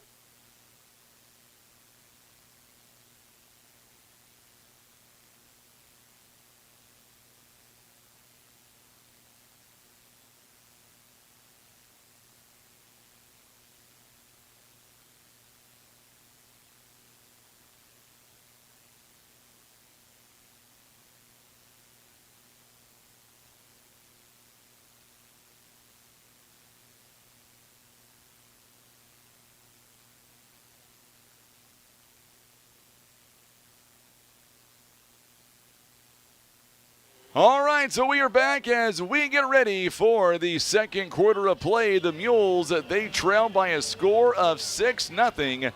So now the Mules coming back out onto the field. Second down and about 3 to go after a big run by McBride. Now Collins having a good game tonight. He's really helping the team. He really is. He's had a great summer just in general. We still have the Boys of Fall and the PA speakers. I guess we're going to play with the music in the background. Why not? Here it goes. Edmondson up the middle. Edmondson with a first down. Move the sticks and keep that music going. Yeah, this is like not MMA. What am I trying to say? WWE, baby. Yeah. Now the official says, wait a minute, turn that music off, cut it. He's like, cut it. Well, for one thing, it's really making my teeth hurt. I like some country music, but I wouldn't really call that country We may music. have a speaker issue. Why don't you go down there and fix that, John? Yeah, somebody flip the breaker. That's the best way to do that. The Rebels so far in the first half, they've held the football just 3 minutes and 33 seconds so far in the entire first quarter of play. Mules, 8 minutes and 27 seconds. This is great. This is great. Wait a minute. Whoa, the official says, nope. Yeah. I'll tell you what, Tim, let's do this. Let's throw that trivia question. There we go. Nope, never mind. We'll do it on the next time out. I think the official was going to go WWE style up there and turn that music off. He didn't have his earplugs. All right, here we go now. That is Coach Severs' favorite song, by the way, so he did get an extra version of it tonight. Wait a minute, there it goes again. This is great. This is great. I love football. Yeah, this is good stuff. I love it, folks. I hope you're having a great time. Boy, I'm having a great time bringing it to you. Okay, Coach Keith's got his foot on the record player. Yes, he does. There's a handoff up the middle, and not going to get much on that one. Good job at that time by McBride. McBride gets a couple of yards. That's pretty good. I like it. You never know what you're going to see on a game like this. No, you don't. You never know. I mean, sometimes we've seen all kinds of things just in my couple of years of doing this, basketball season especially. Every now and then you go somewhere and don't tell what might happen.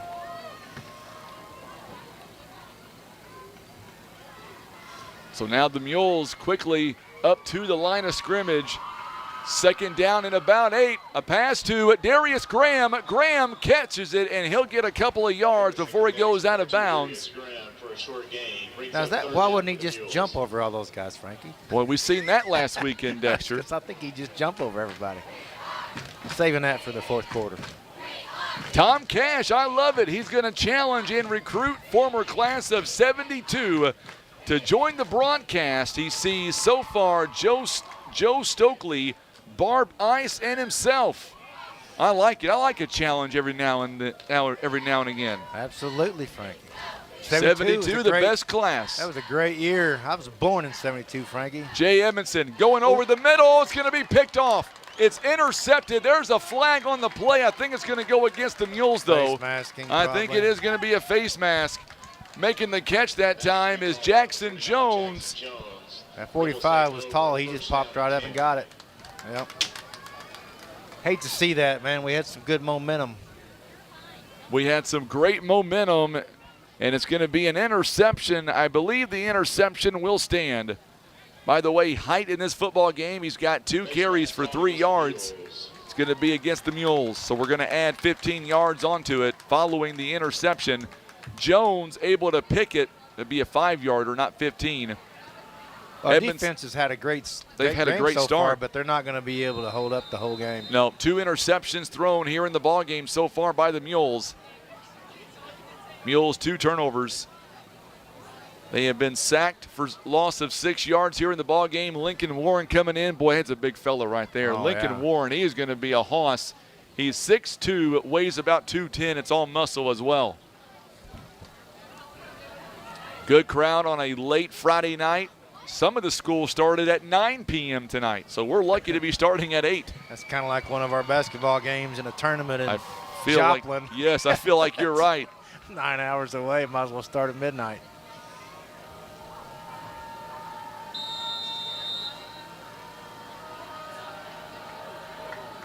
So now the Mules back out on defense. Boy, they've been out there. The Mules defense has had some breaks here and there. Park Hills has only had the football a little over 3 minutes.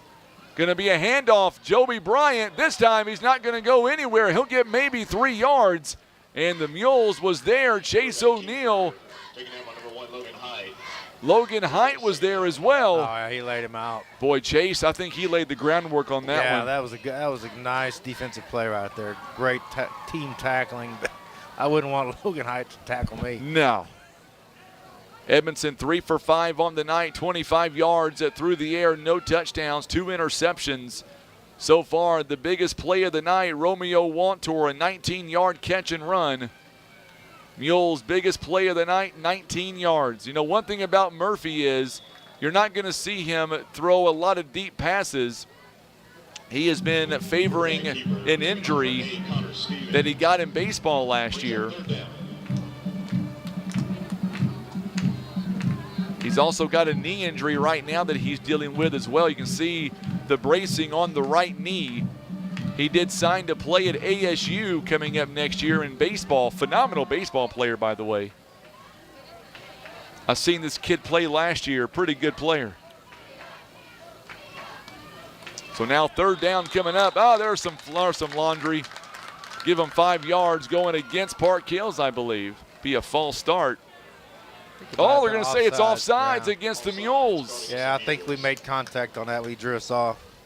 You know, in the scrimmage game, we saw the Mules doing push-ups every time we jumped off sides. It might get to that point. It may get to that point. Kevin Vaughn, I've got John Scott right here beside me. Big Cubs fan is John Scott. That's right. And Jackson. And Jackson Indians. loves the Jackson Indians. He's heartbroken they're in Class 6 now, by the way. We'll see them 1 time a year instead of 2. Mules coming after Murphy. They're going to get it off. Quick handoff, a quick pitch outside. Logan Height with a good tackle, a shove out of bounds. Braden Berry with a couple of yards. Boy, Berry is making his 3rd catch on the night so far. Not a whole lot of yards. It'll bring up 2nd down on the 44-yard line. We've got trivia coming up, 8:27 to go here in the first half. Mules down by 6 points. It has been a defensive battle to this point, and the Mules defense, they are holding strong. Special teams that gave up a touchdown to Joby Bryant back in the first quarter, 60 yards. Other than that, the Mules defense, they have been standing strong to this point. There's a handoff. Lincoln Warren again. You can't run over that young fella. No, that's not going to work. Matt Manning was the running back, and Warren just stood there and just took him to the ground. I said, welcome to Poplar Bluff. He did. He was the welcoming committee as well. 3rd down coming up now. 3rd and 6 to be exact. So far tonight, Mules, Kason Murphy is 3 of 6 on the night, just 10 yards. Joby Bryant, 2 carries, 23 yards. His longest is 22 on the night. That's their biggest play so far as well. Not much going right now for either team. Mules have 41 yards of offense. Rebels back to throw. They're going to air it long, and good job by Dylan Hall in the secondary. Knocks it away, incomplete pass. Barry tries to go up, and Dylan Hall says, not in my house. Yeah, that was excellent defense. Got there right in time. Not anywhere close to pass interference, but definitely got there to mix that play up. Dangerous pass, and we got the stop, so here we go. Let's get the ball back, Frankie. Absolutely. Mules now 4th down, and I would imagine you've got it 4th down on the 43-yard line of the Mules. The way the Mules offense has been playing so far, I would imagine they're going to go for it. Yeah, definitely.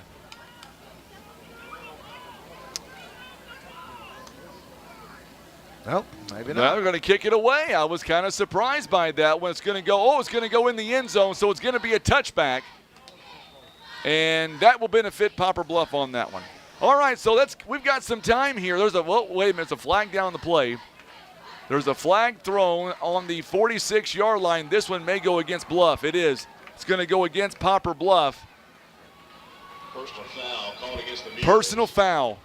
It's going to be a first down. Man, these penalties, I've got a feeling the Coach Sievers will address this one way or another, but too many penalties first game at home and really tough times. We need the ball back right there. I did not see the personal foul.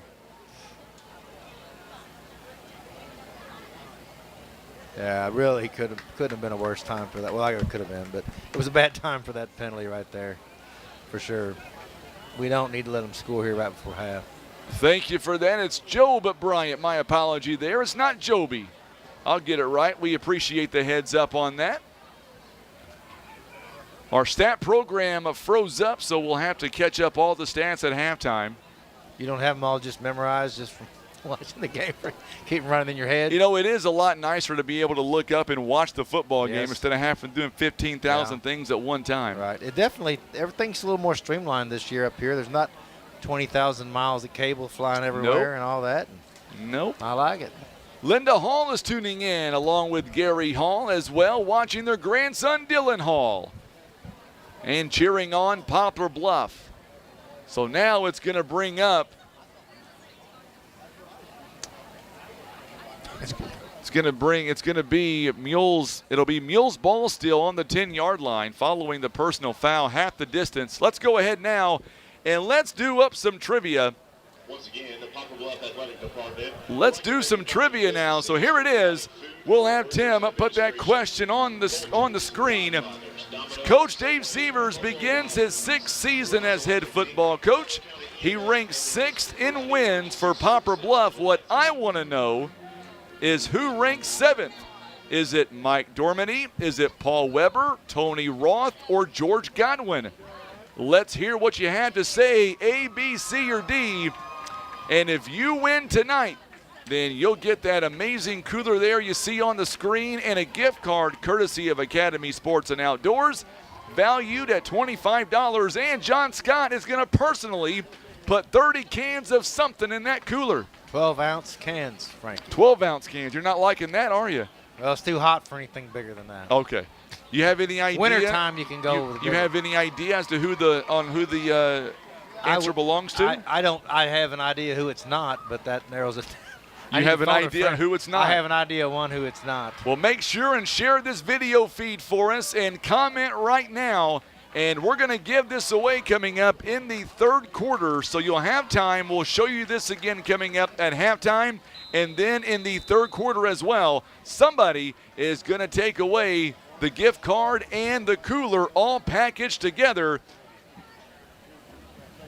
So there's a handoff to McBride. McBride along the outside. He's at the 20, near the 23. Great run by McBride to begin this drive. And the Mules now, they've got to get something going. It'll be a first down, but the Mules have got to get something going here in this drive. Yeah, you know, McBride is having an excellent game. Offensively, he is the spark over there. He's had a couple of nice runs. He's really fast and strong. And so we hope that they can string something together here and punch it in just before half. But, yeah, Colin's having a great game so far. Let me tell you, our viewership tonight. It is through the roof on opening night. They're all here to see John Scott. Worldwide, Frankie. I'm telling you, the folks in Australia, they're taking tomorrow off. We're big in Australia. That's what There's another handoff to McBride. This time the defense, though, they were ready for it. Good tackle that time. Boy, number 55, Logan Murray, he was not fooled as McBride could not get much on that. Tim Funky of Air Solutions is tuning in. Boy, Air Solutions, they have been with us for a long time. Big supporters of Poplar Bluff Mules Athletics. Another supporter of our good friend John Scott. Can you imagine the hard work those guys put in? Not this week. I like cannot this? imagine what they went through. You're going to go crawl around somewhere. And dealing with people in bad situations. I tell you what, Frankie, that's a tough job on a good day. But this last couple of weeks, Lord. Oh, Tom Cash has a good question. I'll read that in just a moment, Tom. Edmondson now, he's got to get rid of it. He's inside the pocket, and he's not going to get away. He'll get he's not going to get back to the line of scrimmage, I don't believe. So a 3rd down coming up as Edmondson is going to be tackled at the 21-yard line. Tom Cash says, how many former Mules went on to play in the NFL? Name them.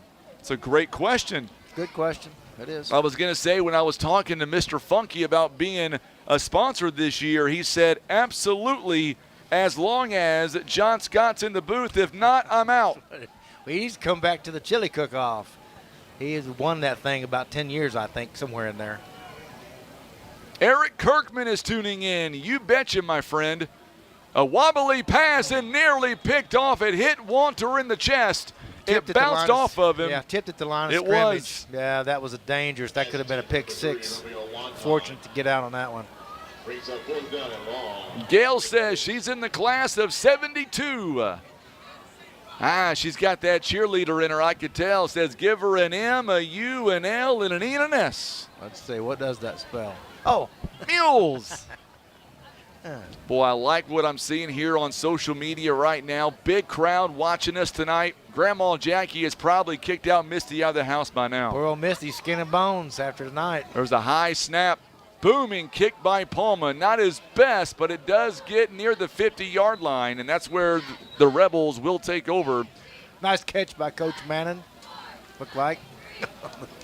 Tell you what, the Mules here, the defense, they have held strong so far in this football game. Our broadcast tonight presented by First Midwest Bank, also being brought to you by the Scott Law Group, LLC, Kevin's Automotive and Repair, PB Realty, Legacy Farm and Land Specialist, Whitworth Gift Chest Jewelers, Rushton's Towing, and being brought to you by Baldwin Toyota. Great Mule sponsors for this 2023 football season. Love the comments coming in. Tell us where you're watching here tonight. And what do you think on a Friday night, a balmy Friday night? We began the ball game. Got a water break going on now. I may need a water break as well. Our game time temp was 89 with a heat index of 106. I don't believe I've been a part of a game like that in a long time. That might be a record of some sort. You know, down here on the field, you don't get a lot of wind either. Really not much breeze. It's pretty tough. I see something, Frank, you don't see all the time at a football game like this. Appears to be a 3 or a 5 gallon gas can sitting out there on the track. Looks like they have some generators running some fans down there for the teams.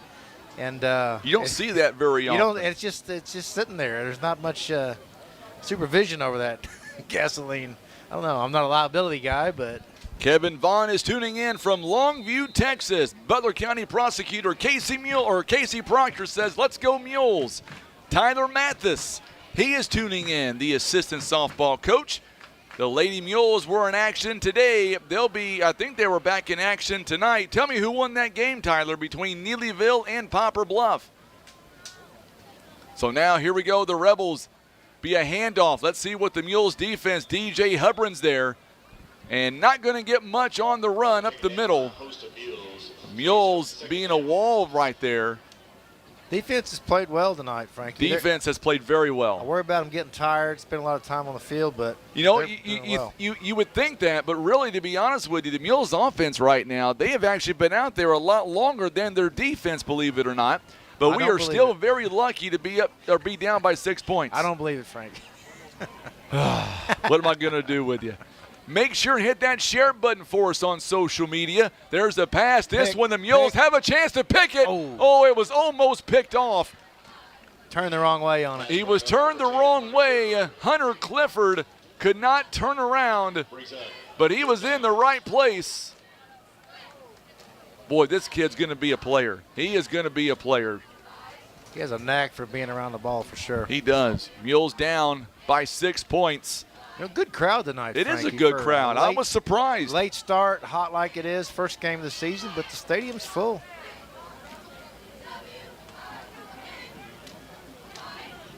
Good student section here as well. Lots of folks here hanging out with us, watching us on social media, Facebook and YouTube, our biggest crowd of the season so far. And this one, we got a flag thrown. 2 flags are thrown. Now, I believe this one may go against the Mules. So late. I don't what are they gonna call that late? Well, I think it's going to be on. Could be on Spencer Nunn. Nope, going to be false start. You're wrong again, Johnny boy. I'm usually wrong, Frankie, but I'm consistent. You're consistent indeed. Boy, 254 folks watching us on YouTube right now.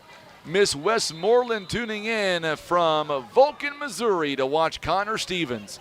We've already had some folks checking in from Australia tonight. That's right. We're big in Australia, Frankie. Well, I David Hasselhoff. I think the reason why is because it's a holiday on Saturday. It's the John Scott Day in Australia. Mules nearly had a sack there. Oh, it's going to be completed along the outside. And Harlow with a big catch there. It'll be a first down. It was 3rd down and 12, and they convert a long first down pass. That was a well-thrown ball. It was fast, tight spiral.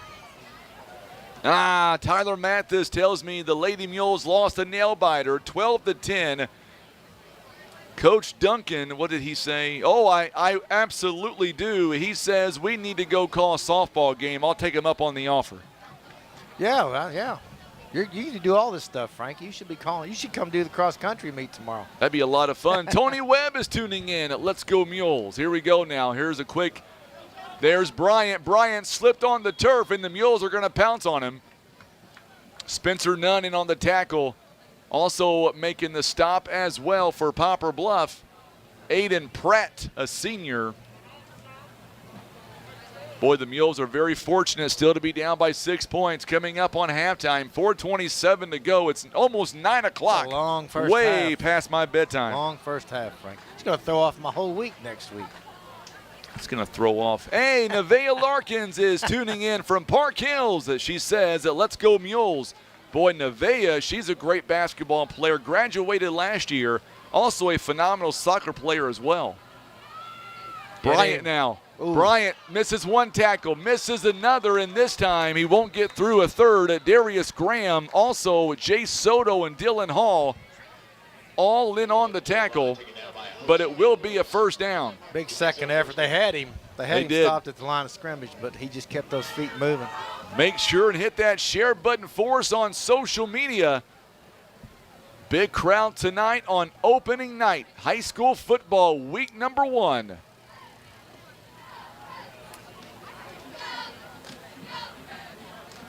No, Paul says it's coming up on noon. I think it's Saturday in Australia right now. It's nearly noon there.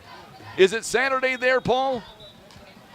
Also tuning in, our good buddy Ron Withrow. We're going to get a whistle here, and I believe it's going to be a timeout called by Central Park Hills. It is. So with that being said, it is a First Choice Insurance timeout. We're back in 30 seconds. Mules down 6-0 with 3:31 to go before half. You're listening to Mules football on the Southeast Sign and Graphics Mules Radio Network. You're in the zone with Baldwin Toyota. Today's spotlight is the 2023 Toyota Corolla. This car is built to win, featuring advanced safety systems and driver assistance technology, along with top-of-the-line performance. Right you are. The 2023 Corolla is a fuel-efficient, fun-to-drive game changer, and it's sure to be a Mules fan favorite. Don't just watch from the sidelines. Visit Baldwin Toyota and experience the 2023 Toyota Corolla yourself. And now back to Mules action.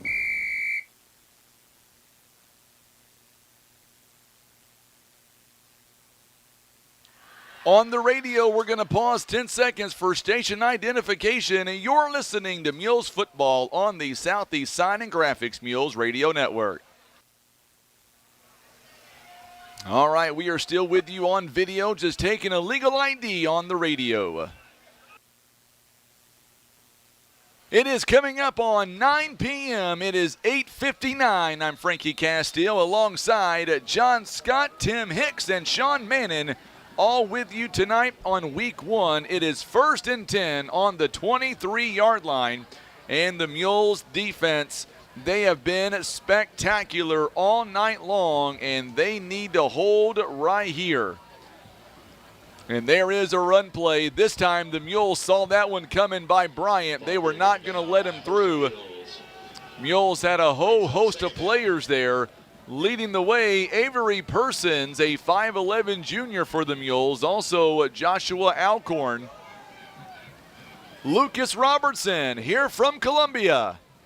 Oh, Luke up there in Columbia, rooming with my son Jack at Mizzou, their first week in the books. So you must know Robertson. That's why he said you're the best commentator around. As far as I know, they're still enrolled in school. I'm not certain, but I think they are. That was an experience, Frankie, moving them in. One of those things you got to do in life. Tom, are you talking to me or John on that trivia question, my friend? Because if you're talking to me, I think it's just Darrell and Moore. I don't know of anybody else. This one, a run play. The Mules that time. A good job once again by Persons on the stop. Bryant with another run, and Bryant, he looks to be a little bit winded too. Tell you what, it's still awfully warm out there tonight. It's cooling on down, Frankie. I don't know what you're talking about. 2:34. Yeah, we need to get into halftime here. We need to get stopped. Yeah, we need to get a big stop here. By the way, they did extend that excessive heat warning one more day. Aren't we lucky to have that one more day? It was hot today, Frankie. Lord. It is still 85 degrees. Heat index is still 97. Ooh. Oh, my goodness. And the Mules are going to tackle him in the end zone. And we've got ourselves a touchdown by Park Hills. Great run by Cannon Harlow for the score. And now it's a 2-score lead by Park Hill Central. That was an interesting play. Very interesting play. Logan Height was all over the ball just in a split second. I don't know if they let him go intentionally and got around him, but I thought he had a sack for a loss. That's how much I'm on top of it, Frankie. Nico says if we're lucky, it'll be fall before the third quarter. I like that comment, actually. He's an optimist. Yeah, it may snow before this game's over. David Durbin is tuning in. David, I got to tell you, man, I grew up my mustache just like you did last year during baseball season. Yeah, David at Mizzou doing well. He's They've got doing it covered good up there. Luke can wrestle people if necessary. David can hit him with a baseball. He has the record, Frankie, does he not? I think so. Most hit batters. Yeah, most hit batters. Timeout called at this one by Central Park Hill, so we'll step away 30 seconds. It is a First Choice Insurance timeout. It is make that 12-0 two-point conversion more than likely on the way next on the Southeast Sign and Graphics Mules Radio Network.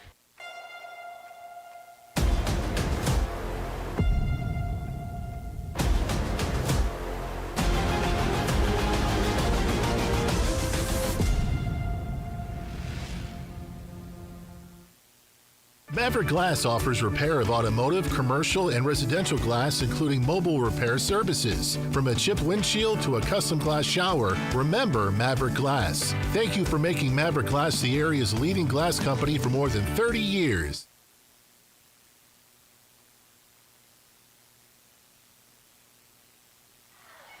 Boy, just thank goodness that the school district, they put in Ethernet on this side of the football field, or guys, we'd be in a lot of trouble. There's no internet where we are. Cell phone service is down, completely down where we are in Bluff. So if we can, let's give a big praise to the school district for putting in the Ethernet. Otherwise, this broadcast would not happen tonight. So now Murphy's going to go to the outside, and this one is good for 2 points. And now it is 14-0 Central Park Hills. Mules down by 2 scores. We're back in 1 minute on the Southeast Sign and Graphics Mules Radio Network. Breathe easier and extend the life of your HVAC system, plus fewer repair bills with Air Solutions Comprehensive Maintenance Plan. You'll save money and get the peace of mind that only comes from calling Air Solutions. 785-1500.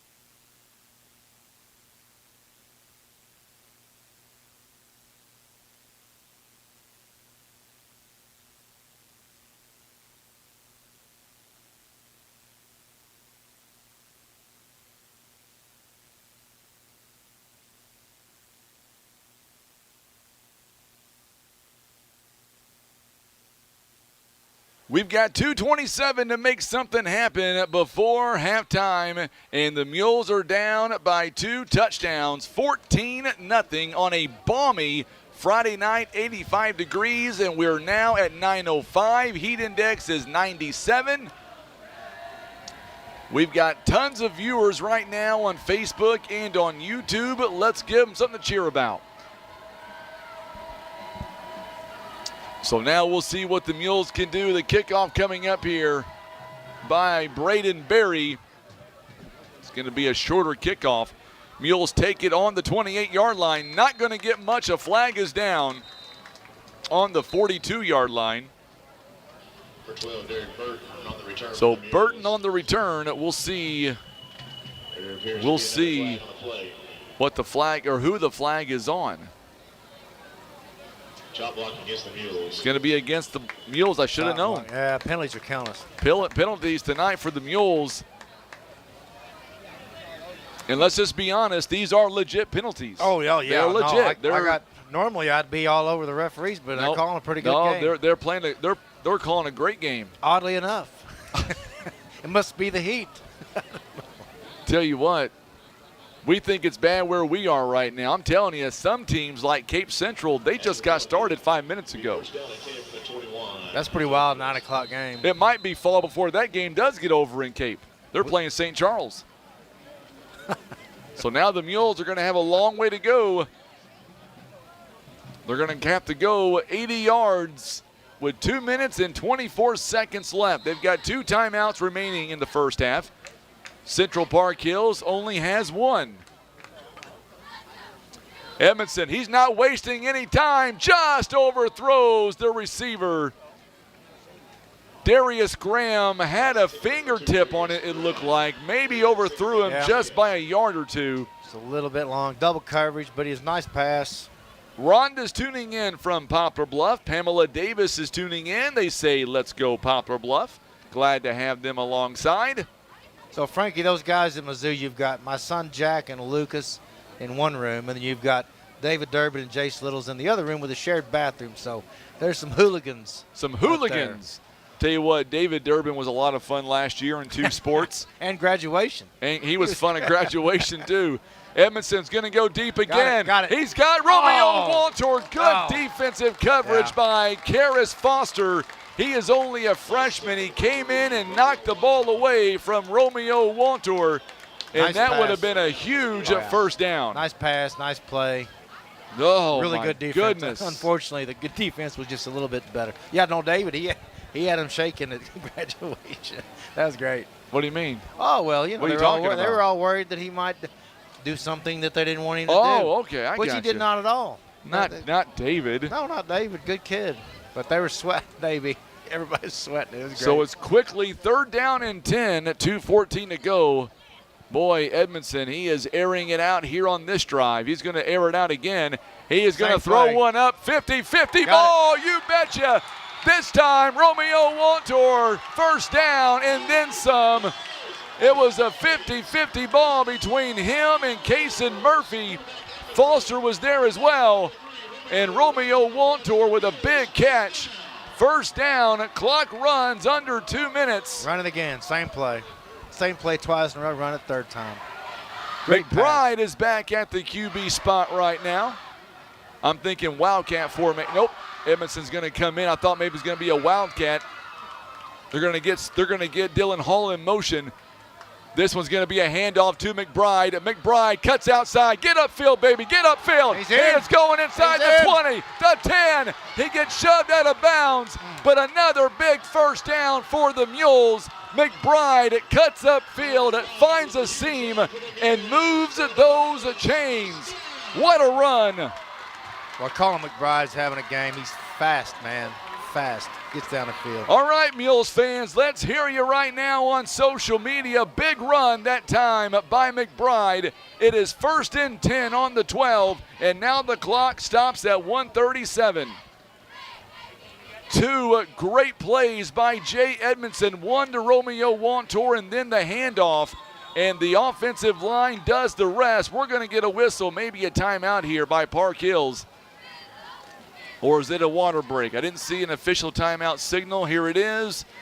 It is a timeout on Bluff. I stand corrected. So the Mules now is going to is it the Rebels or the Mules? I think the Rebels. Well, Rebels. the officials, they signal toward, nope, it is going to be on the Rebels. I got one right, You Frank. got one correct. All right, we'll be back in 30 seconds. It is a First Choice Insurance timeout. You're listening to Mules football on the Southeast Sign and Graphics Mules Radio Network. Imagine playing sports, reading, or driving without needing contact lenses or glasses. The eye LASIK procedure at Eye Care Specialists could be the answer to help you improve your vision. Call Eye Care Specialists to schedule a free screening. Did you know that 60% of Americans don't have a last will and testament? At Scott Law Firm, we understand that planning for the future can be difficult, but it's important to have a plan in place, no matter the size of your estate. Don't leave your legacy to chance. Call Scott Law Firm.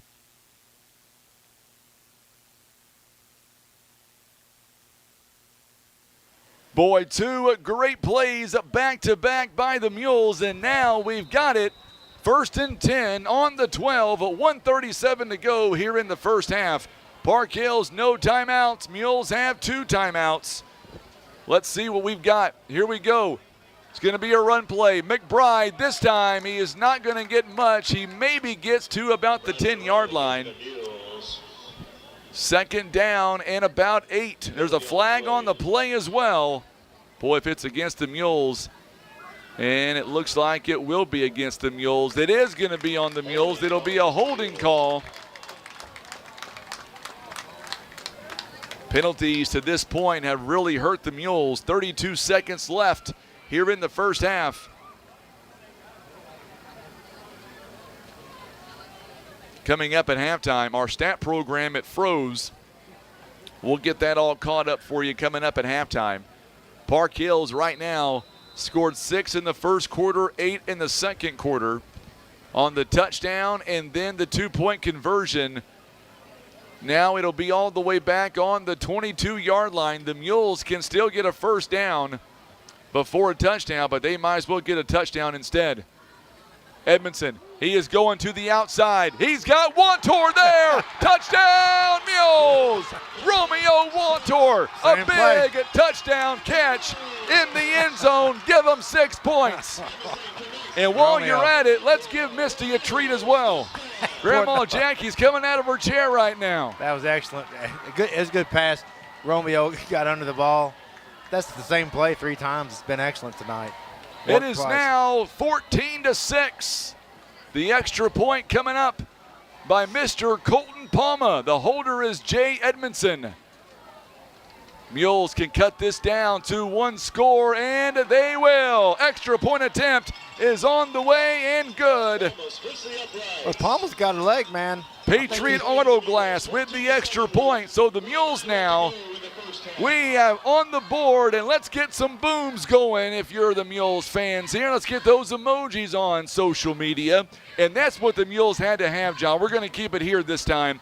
That's what the Mules had to have to get back in this ball game, and now they are back in the ball game, down by 1 touchdown with 1:09 to go before half. Oh, yeah, they're getting a little bit loose. They're figuring out, running the same play. It works. And, I could see Palma kicking some field goals. There was a lot of distance on that extra point right there. But, yeah, Mules got the points. Now we can get on the board, break the seal, as they say. Be good to go, man. Good to go. Good to go indeed. Trivia question. It's posted right now if you're watching us on Facebook or YouTube. What I want to know is Coach Dave Sievers, he is beginning his 6th season as the head football coach. Ranked 6th in wins all time for Poplar Bluff. What I want to know is who ranks 7th. Is it Mike Dormady? Is it Paul Weber, Tony Roth, or George Godwin?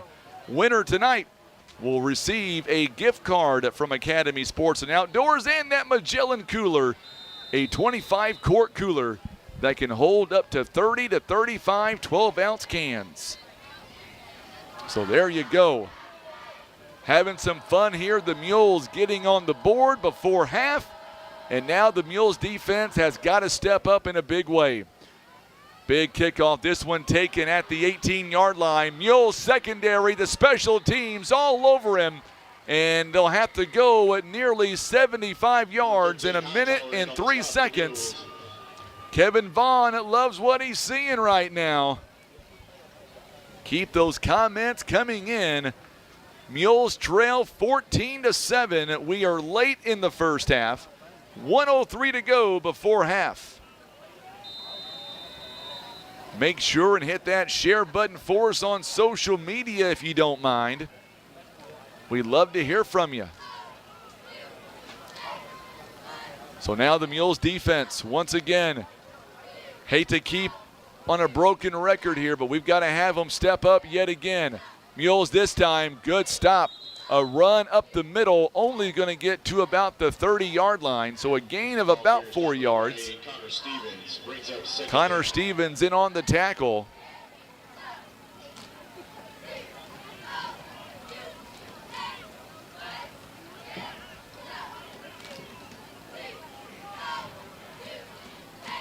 So now the Mules here, 35 seconds, and honestly, Park Hills, they're not interested in running too many plays. We may go into the locker room down by a touchdown. I say that Murphy may air one out here, and good job by Dylan Hall. Great coverage that time. The receiver was Braden Berry, and Hall yet again making another play. Yeah, our defensive secondaries had a good game. They really have. Have I told you that Dylan Hall also is a commander in center field for baseball? He is phenomenal. Only a sophomore too, by the way. There we go. Bright future. So now it's 3rd down and about 24 seconds. Mules still have 2 timeouts. Paul says it's been raining all morning in Australia. Not been raining here. Once again, Bryant is going to be tackled from behind. And did the Mules call a timeout? I believe they did.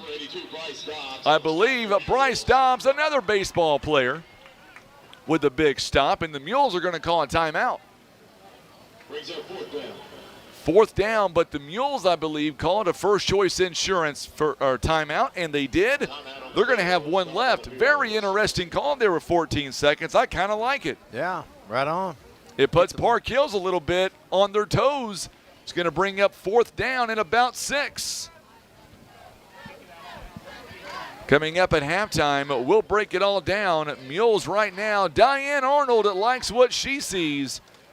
Boy, Bryce, he is phenomenal. He is a fun kid to watch. Met him during baseball season last year, and look at him out here on the football field. It is just downright warm still outside. 83 degrees, heat index in the mid-90s. 10 o'clock, whatever it is. It's crazy. Well, don't feel bad. We're still under the excessive heat warning one more day. I'd hate to lose that. Man, I'm telling you. Boy, big crowd watching us tonight on Facebook, YouTube, tuning in on the radio. I know it's way past Grandma Jackie's bedtime, but she's not going anywhere anytime soon. So now the Mules here, 4th down and 6. Park Hills I believe they got him to jump. So it's going to bring up 4th and 1 now. Another 5-yard penalty. It's not enough for a first down. You don't go for it here, do you? Well, how much? 14 seconds? No. 18 seconds. They put some time on the clock. I wouldn't go for it here.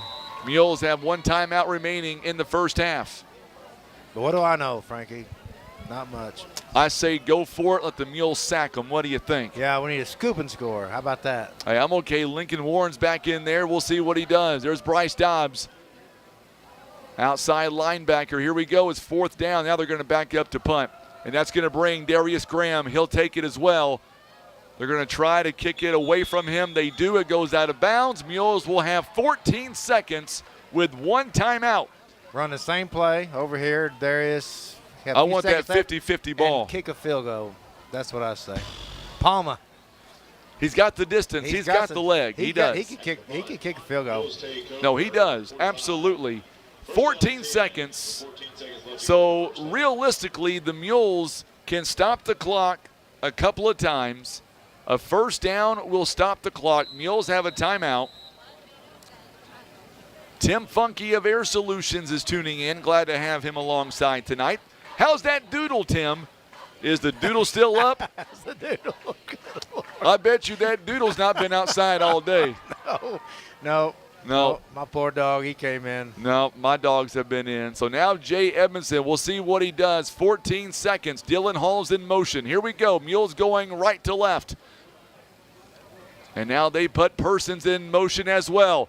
Oh, got hit, and it's going to be a first down. And the Mules, Darius Graham, got to get down. He does. Boy, Edmondson got leveled when he released the football. The Mules have 1 timeout. They may use it here. The Mules have 1 timeout left, and they may be using it now.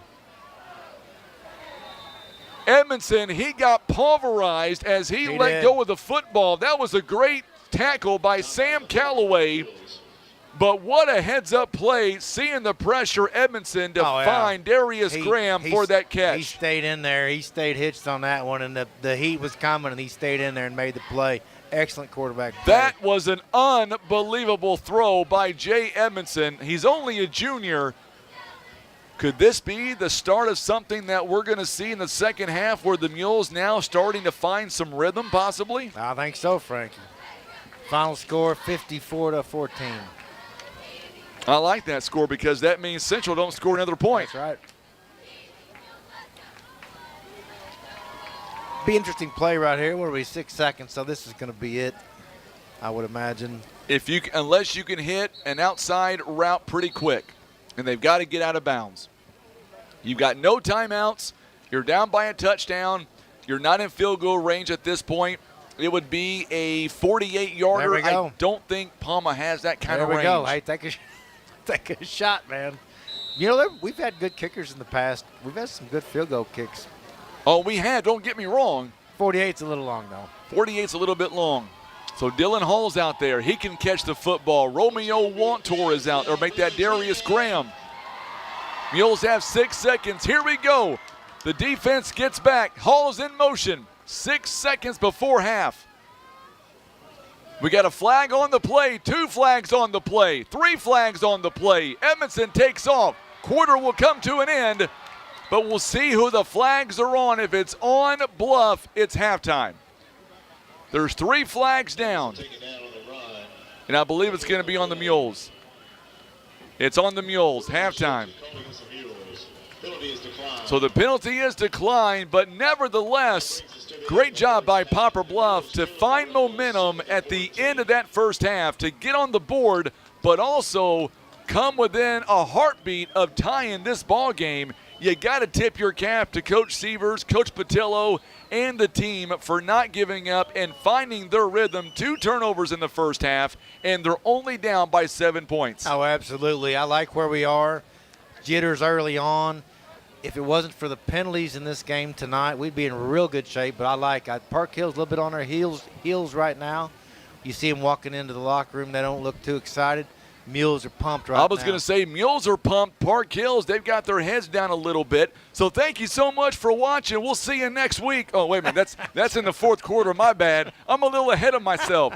So don't go anywhere. If you're watching us on video, we're going to show you the Show Me Marching Band coming up in just a few moments. In the meantime, on the radio side of things, we're going to go to break, we're going to catch our breath, and we're going to come back and we will break down the first half for you.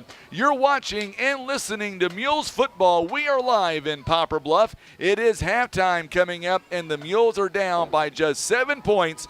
Don't go anywhere. Halftime coming up next, presented by PB Realty and Legacy Farm and Land Specialist. You're listening and watching Mules football on the Southeast Sign and Graphics Mules Radio Network. Whitworth Gift Chest Jewelers is a third-generation family-owned jewelry and repair store who have served the Poplar Bluff community for over 60 years. All right, so we're going to go to break on radio. We're going to stay here with you, and we'll keep the mics on so that way you can hear the Show Me Marching Band while we take commercial breaks at halftime on the radio on 93.3 FM and 9:30 AM. I will tell you that we have literally no internet in the broadcast booth. If it wasn't for the fact that Dr. Aaron Corman got us internet here in the booth, we would not be able to broadcast this game. So a big shout out to those guys. Our stat program, it runs on internet. It went down during that first half, so we're going to try to catch up on all the stats here coming up in just a moment. And we'll bring you the latest up-to-date stats coming up in just a few moments. In the meantime, you'll be watching the Palm Squad, and then we'll see some of the Show Me Marching Band. I'm going to turn the crowd mic on. If they're going to play, they may be playing music, so I won't be able to do that. If they're playing music, I won't be able to play. Yep, you won't be able to hear them because Facebook will kick us off due to copyright infringements. So in the meantime, we're going to continue with commercial breaks on the radio, and you can watch the Palm Squad, and then the Show Me Marching Band, the Mules down 14-7 here at half on the Southeast Sign and Graphics Mules Radio Network.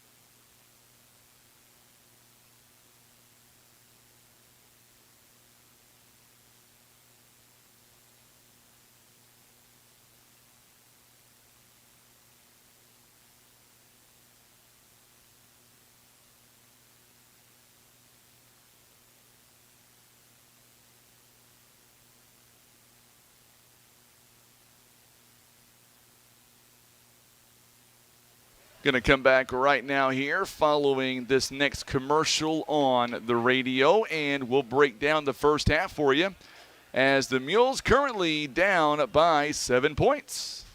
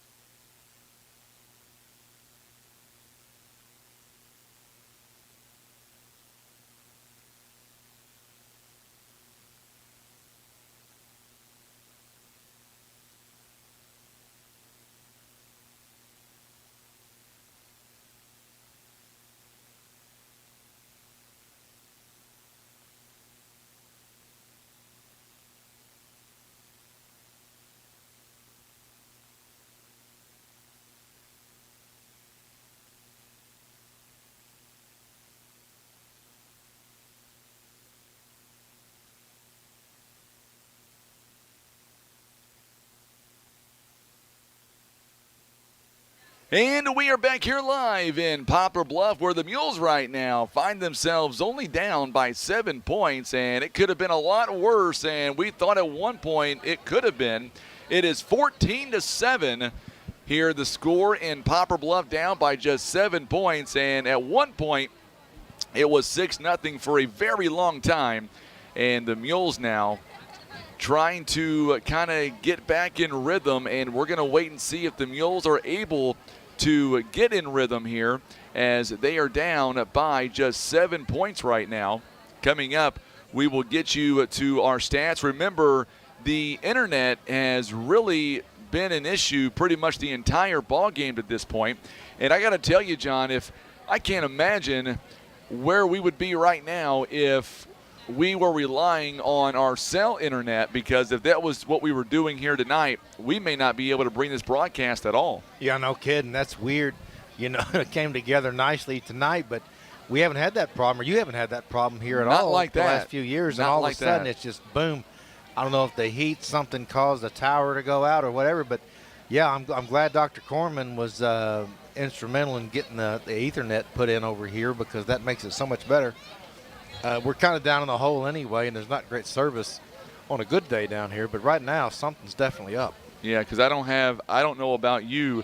It is 42-14, by the way, Hillsboro right now. They leading Sykeston at halftime, and all the games are just now going into halftime or just starting. So, I mean, it's a bizarre night. It's been that way from the get-go because of the heat and the humidity.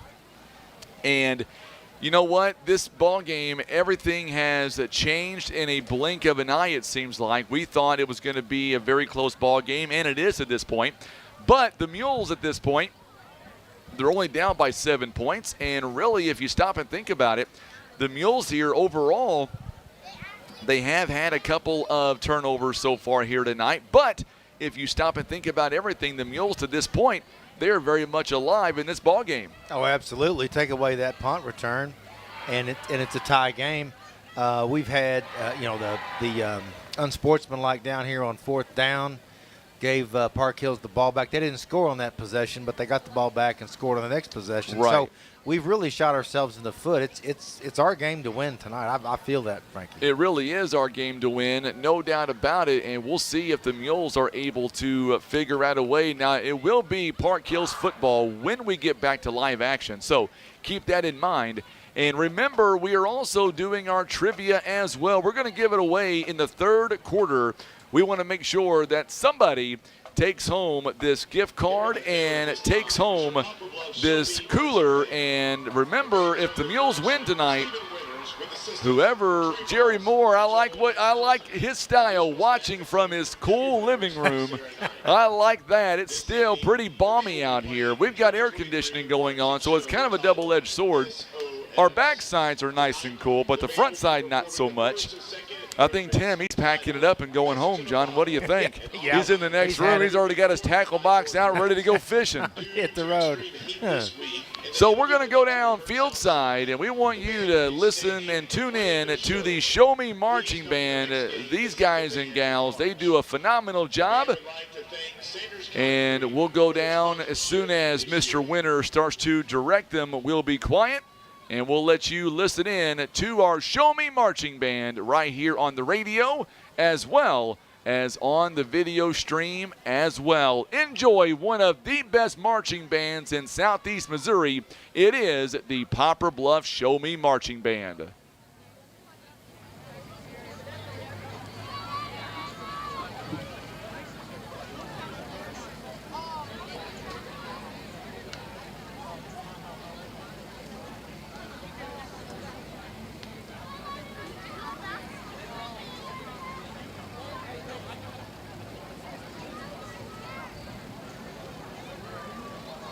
Well, we thought they were going to start doing something. We're going to wait for just a moment.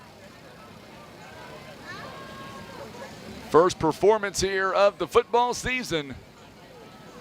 I see some movement now. Don't be bashful, John. We're just we're just watching. Well, we're just waiting. I think I saw the director put his glasses on, so that's not a good sign when you put your glasses on and start bending over. Now I see him. Here we go. Yeah. Here we go. Drum majors, Ambria Campbell, Cora Finley, and Miley McClintock. Is your band ready? All right, here is the Show Me Marching Band. Enjoy the show. Here live at Poplar Bluff Senior High School. Halftime, Mules down 14-7. Enjoy the Show Me Marching Band.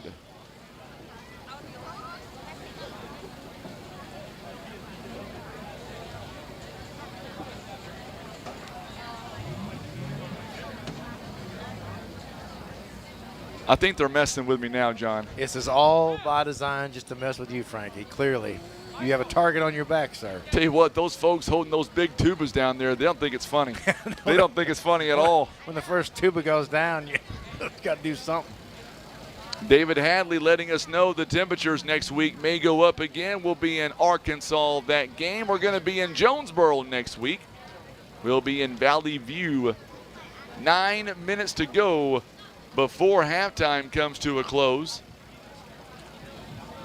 Still waiting for the Show Me Marching Band. This is kind of a minimalist performance. It's new wave, kind of cool in Australia, I think, Frankie. We're doing it's hip. This is a hip band performance right here. Something's not working, but I'm not sure what they would need. Here we go. I see them make. Yeah. They're directing. They're doing some hand stuff. I'm not sure why there's not. We're in some kind of a vortex, I think. I don't even hear music yet. They're definitely, the directors are doing something. Whatever that hand business. Right? They're doing the hand business, Frankie. Look. Why aren't they playing music? I don't know. Maybe they're playing a little something in the front end. Maybe they're playing something. I was going to say, they must be playing something in the front end. But I see there's 3 folks down there doing the hand things. They're either landing planes or they're playing music, right?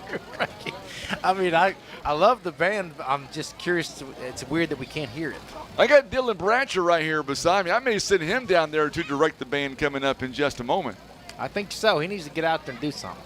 Kid won't ever talk, won't ever say anything. He cut his hair too. I was going to grow my hair like his. I got the mustache like David Durbin. I got to ask him here in a few minutes who's got the better stash, me or David Durbin. David said he needs a picture of it, but I think that we're good where we are. I wouldn't want to challenge David to any sort of a stash growing competition because he would probably he would smoke me under the table pretty quick. No doubt about it. What do we think, Frankie? What's going on here? Oh, here we go. Here we go. Now enjoy the Show Me Marching Band here at halftime. Mules trail 14-7.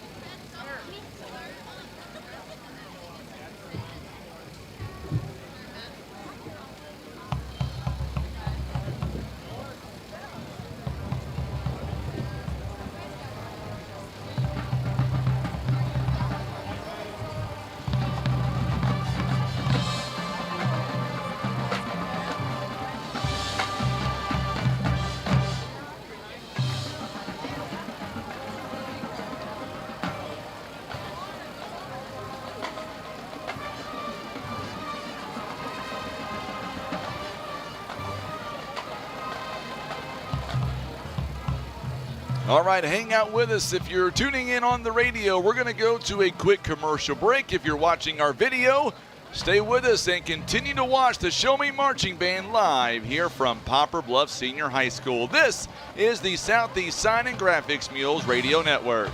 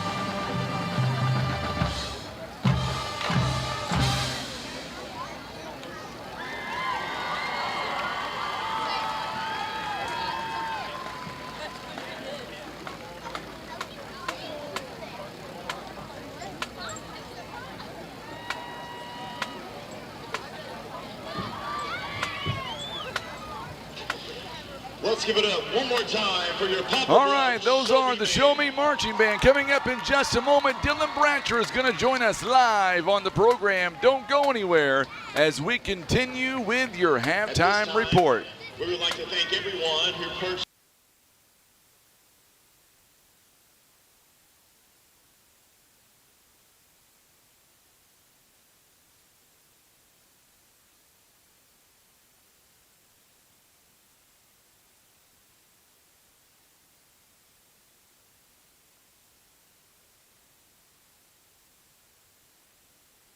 All right, we are back here live in Poplar Bluff, and joining us right now, very good friend of mine, Dylan Bratcher. And of course, Bratcher is one of the baseball players. I've known this kid for a long time. And Dylan Bratcher, if you would have told me the Mules would be down by 7 points here going in out of the half, I would say I wouldn't have believed you in the beginning of the ball game. But the Mules, man, they have really showed some promise the last 3 minutes of the first half, and the defense has been unreal to this point.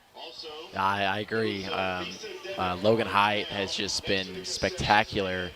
He's just been hunting everybody down. We got Connor out there just making plays. Spencer's doing great. The defense has been amazing. You know, our offense had a rough start, but we've really put it together these past few drives, and we're ready to see what the second half has to show for us. Absolutely, and you've been through so much, and the last time I had you on the air, I believe we called you Miss Abby Wilson, did we not? Yes, sir, we did. Yeah, that was the basketball game where we Yes, that was basketball. I did dress up as Abby Wilson. You did dress up as Abby Wilson, but tonight, man, a big crowd. If you would have told me that there would be this many folks to wait an hour to kick off, I would have said no way. But this was a packed stadium, still is packed. Yeah. Great crowd on social media and watching in attendance, and the heat really hasn't drove very, very many folks away. Yeah, I was surprised that, honestly, all these people stayed for the 8 o'clock game because, you know, they usually start at 7, and we got all these new freshmen in, so they got to still learn the chants to be loud and proud as a Mule, and they still got some things to learn. But, you know, we've actually had a really fun night with all the chants. I don't know if you can tell in my voice, but I'm starting to lose it a little bit. And I know after I leave here tonight, I'm going to be regretting all the screaming. But, you know, it's going to be worth it. You need some of this green drink, and that will save the voice right there, let me tell you. So what's it like here being in your senior season of high school? And tell me, after high school, what's the next step in your career? Going to play baseball at the collegiate level or focus on academics? Well, the first week of school has been really, really laid back. I like all my classes. They're subtle, so I'm fine with that. And like you said, I would like to go play some baseball somewhere, but if it doesn't happen, it'll be all right. And I think I would rather play baseball than focus on my career, but if it comes down to it, I'll do whatever. Tell you what, I'm glad you came up here. I'm going to get you on a lot coming up this fall, so get ready for some airtime, okay? Yes, sir. Yes, sir. Let's get that Mule student section up and rowdy here for the second half. Gotcha. All right, Dylan Bratcher, go get him, my friend. Thank you so much. Coming up next, we'll get back to second half action in just a few moments. Mules are down 14-7 on the PB Realty Legacy Farm and Land halftime report. You're listening to Mules football on the Southeast Sign and Graphics Mules Radio Network.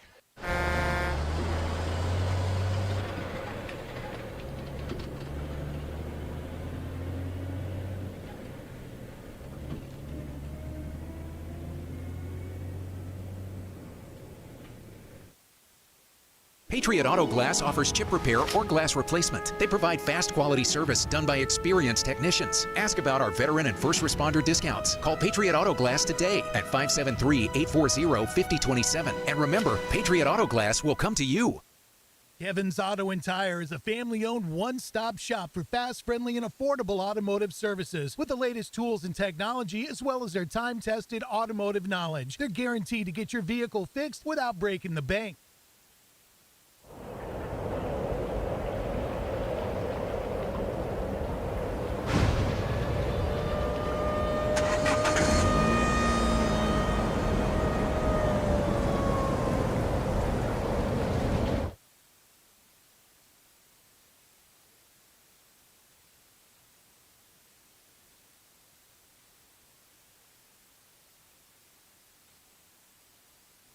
All right, so we are back here. It is 9:45, and let's get to a little bit of stats here tonight as the Mules are down by a touchdown. 14-7 the score, Johnny boy. And here we go. Mules have 91 yards on the ground in the first half, 94 through the air, 185 total. But Park Hill Central, 65 yards on the ground, 28 through the air, 93 altogether.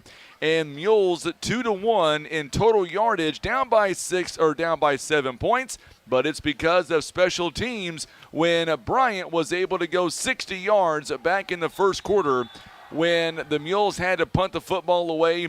Also keep in mind the Mules have also had 2 interceptions in the first half, and that's been about it. But the Mules did see some life toward the end of the first half. They were able to put together a nice touchdown drive.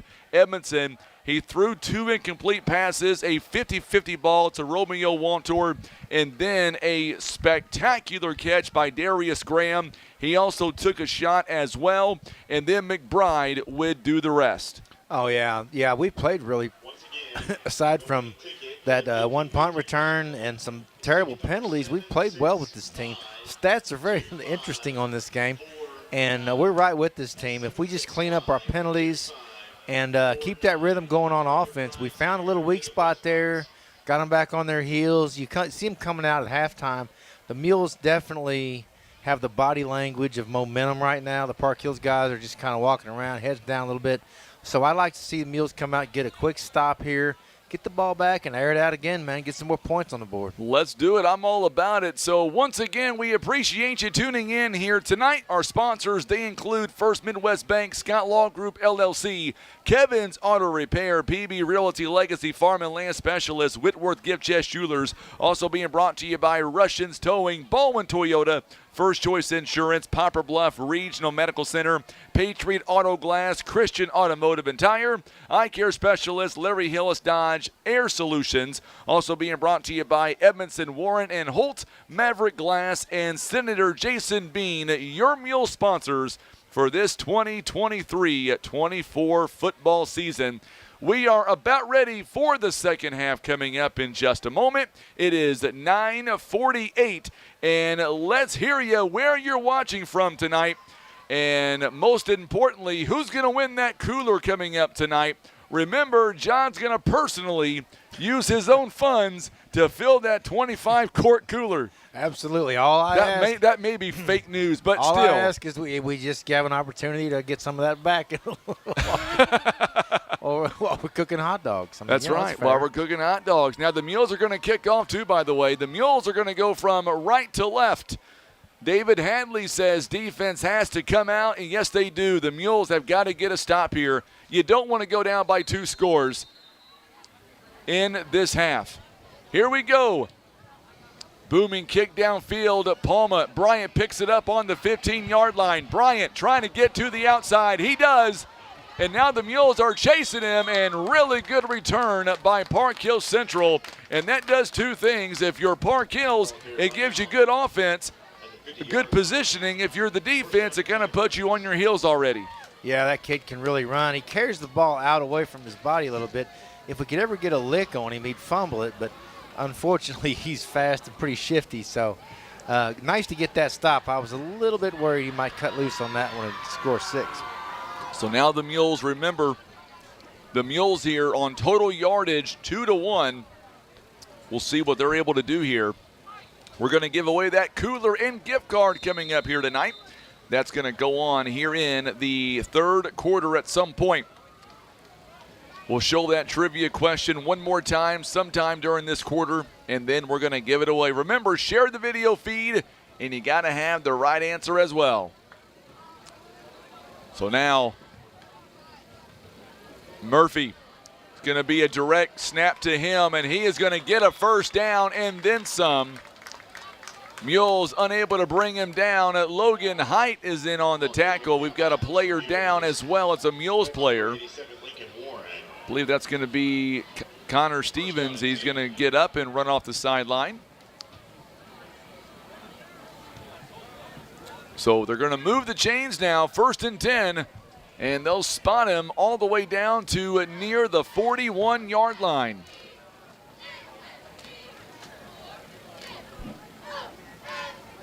I would love to give you some baseball scores here tonight. We're going to do that here coming up. And there's a pass play to Bryant.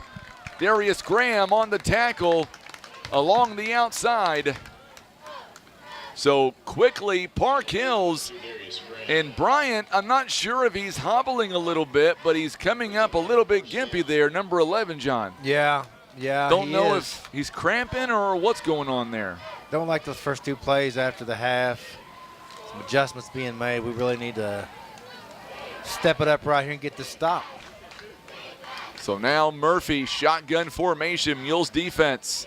He's going to air it out here if he gets the opportunity. Mules had him for a second. Now he takes off inside the 10, and he is going to score. He goes 26 yards. Logan Height thought he had him out of bounds. Almost had him in the backfield. Another shifty play, man. Had him caught. He got loose. Nice run. It is 20-7 now.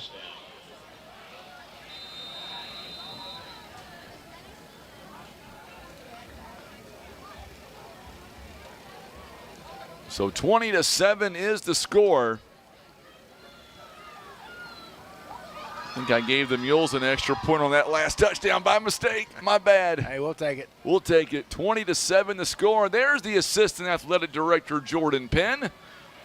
Comes to us from East Carter. He's going to go for 2 points. They're going to run it up the gut.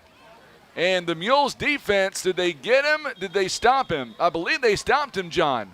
I think they did. I don't see a signal yet. I don't believe he got it. I think the Mules are going to stop him short of the goal line. They do.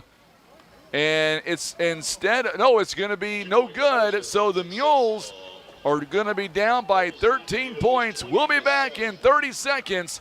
That drive did not take long. Park Hills now back out in front by 2 scores. You're watching and listening to Mules football on the Southeast Sign and Graphics Mules Radio Network.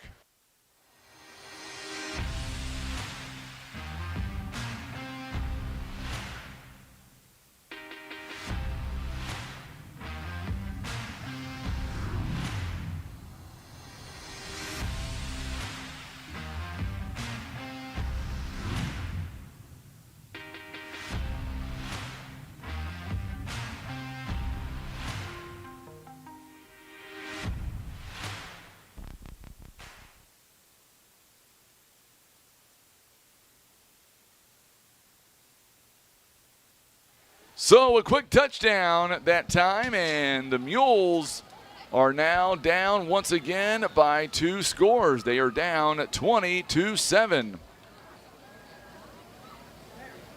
No problem, Frankie. Right where we like to be. No problem indeed. Make sure and hit that share button for us on social media if you'd be so kind. Looks like I don't want to get ahead of myself here, but maybe the intranet starting to come back a little bit. We're having some better signal now, or at least cell service, that is. Squirrel Chews drew a line somewhere. Had to duct tape You're it probably back up. right. They had to duct tape it back up. So now there is a line drive kick, and this one taken right at the 21-yard line here. There's McBride. McBride trying to get out in space, and he's going to get out to around the 40 or so, depending on where they mark him down. One official was all the way out to the 46. He didn't get that far, I didn't think. I like the ball in McBride's hands. I would get him the ball a little more often if I was coaching. Oh, absolutely. They're going to mark him down at the 42-yard line. All right, so now the Mules back out. Just a huge audience on YouTube. But make sure and hit that subscribe button for us as well. That way you'll be notified of every football game that we do involving Poplar Bluff. It's going to be a fake handoff. Darius Graham with a catch inside the 45. It'll be a Mules first down to about the 41-yard line. A fake handoff to McBride, and the Mules sold that one pretty well. A very nice little pass and catch, as they say. 10:57 now. Boy, if the Mules can come back and score a touchdown here, we're right back in the ball game. I got a feeling if the Mules can figure out a way to maybe get back in this ball game and get a touchdown here, momentum is definitely swinging their direction. They put McBride in motion. McBride gets the handoff going to the outside. He's inside the 30, and he'll step out of bounds, and he'll be marked out at around the 32-yard line. He's fast, Frankie. He is quick. Lord. Yeah, he's smooth runner, fast. Do that again. So they're going to mark him down, 32-yard line. It'll bring up second down and very short. I don't want to get ahead of myself here, but I might be a little bit faster than McBride. No, I'm kidding. You know, I'm kidding. I think if you tied him to a piano, it would be a close I'm going race. to have him have a lot of weights on him when him and I take off. He's a good kid, that's for sure. Graham's in motion now. Graham's going to get – it's going to be a fake handoff to Graham. They went for the first down, and they're going to be awfully close. I don't think he got it, though. I think he's going to be a little bit shy. It was a quarterback keeper. No, they're going to say he didn't get anything on that. Maybe a half a yard. So third down coming up here. This is where you might see Logan Height maybe come in and run the ball here. What do we got? Third down and about 2, maybe a long 2, 1.5. 2, where's fourth down territory? I'll take a shot at the end zone right here. Do that same play. Romeo Wanter over here on about the 10. Let him catch it. So now Edmondson, they're going to see Logan Height, I believe. Oh, we're going to get a flag instead. No. I believe it's on the Mules. Man, Yep, it was going to be a run play to Logan Height. We get some good momentum going. Third and short. Now not third and short. Now it's going to bring up third and about 6. It's 4 down territory, no doubt. You got to go for it here. Now I think you got to run it, but you got to go 4 downs here. I'd give it to McBride.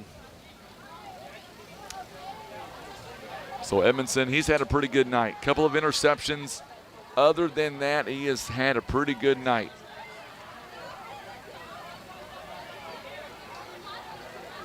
So now the Mules, they got to hurry. Play clock is down to 3. They've got a man in motion. Edmondson, quick pass to the outside. And did he catch it? Did he come down with it? He did. I thought he dropped it for a moment, but they're going to say he come down with it. And Hunter Clifford, you know what that means, John? What is it? That's first down. First down. Yeah, there you go. That's a first down. Yeah, that was nice. Hey, I thought he dropped it. I did. I thought it hit the turf. He caught it and turned and tried to run and then jumped on it, so I guess it might have been a fumble and then a recovery there at the end. I don't know. He's probably already down. We don't have instant replay in high school, so we got to keep moving on. Go to New York. There's no red flags on this drive. Third quarter, 8:51. Mules continuing on the drive. Oh, it's a high snap. Oh, the Mules are going to, I think they're not going to get on it. Did Jay fall on top of it? I think he did. Okay, whoo. Good heads that up could have play been. to get Yes, on it was. Yeah. It went over his head. He was able to fall back on top of it. That could have been disastrous. The way this drive has gone for the Mules, you want to be able to try to get points on this drive.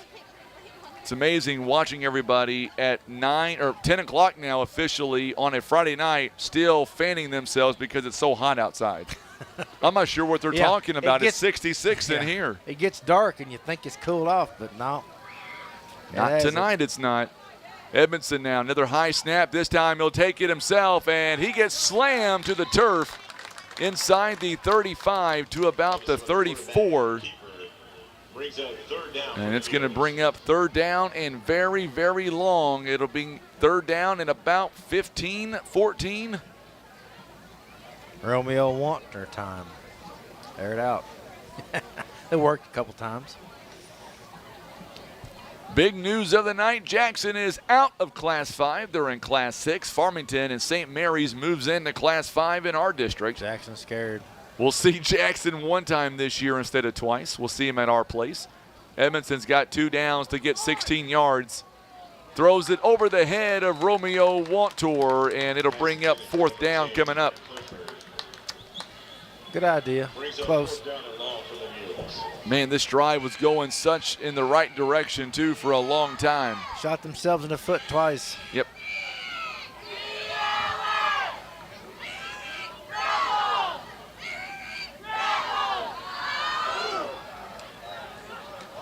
So now we'll see what the Mules can do with it here on 4th down. Play clock is down to 17 at 7:20 to go, third quarter. Mules down 20-7. 7:20 left on a big 4th down and about 12. It's 4th and 12. McBride's in motion. Edmondson over the middle, and it's going to be incomplete. Through in the double coverage, and Nico Gaddy unable to come down with it. Turnover on downs for Poplar Bluff. You hate to see that, Frankie. Man, we had good momentum, but again, it's those little things. You know, it's a penalty here, high snap there, kills a drive like that. And now we're going to get an official, thank you, sir, an official water break here called by the radio station. We got that granted our direction. No, I'm kidding. It wasn't because of us, but it sounded good, though, didn't it? Get you that green drink break. All right, we'll be back in 30 seconds. Mules down 20-7. Here's a timeout for Baldwin Toyota. You're listening to Mules football on the Southeast Sign and Graphics Mules Radio Network. You're in the zone with Baldwin Toyota. Today's spotlight is the 2023 Toyota Corolla. This car is built to win, featuring advanced safety systems and driver assistance technology, along with top-of-the-line performance. Right you are. The 2023 Corolla is a fuel-efficient, fun-to-drive game changer, and it's sure to be a Mules fan favorite. Don't just watch from the sidelines. Visit Baldwin Toyota and experience the 2023 Toyota Corolla yourself. And now back to Mules action.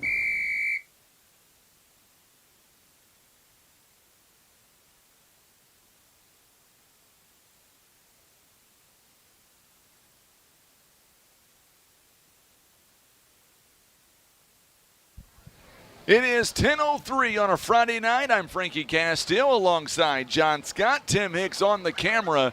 1st and 10, Park Hill Central, 7:15 to go in the third. Mules are down 20-7. So here we go.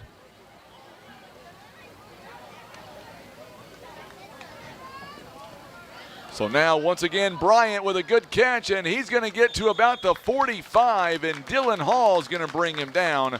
Also in on the tackle, Lincoln Warren, as well as Bryce Dobbs.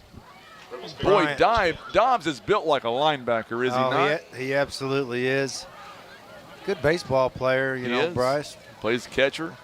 Nice hair, if I do say so myself.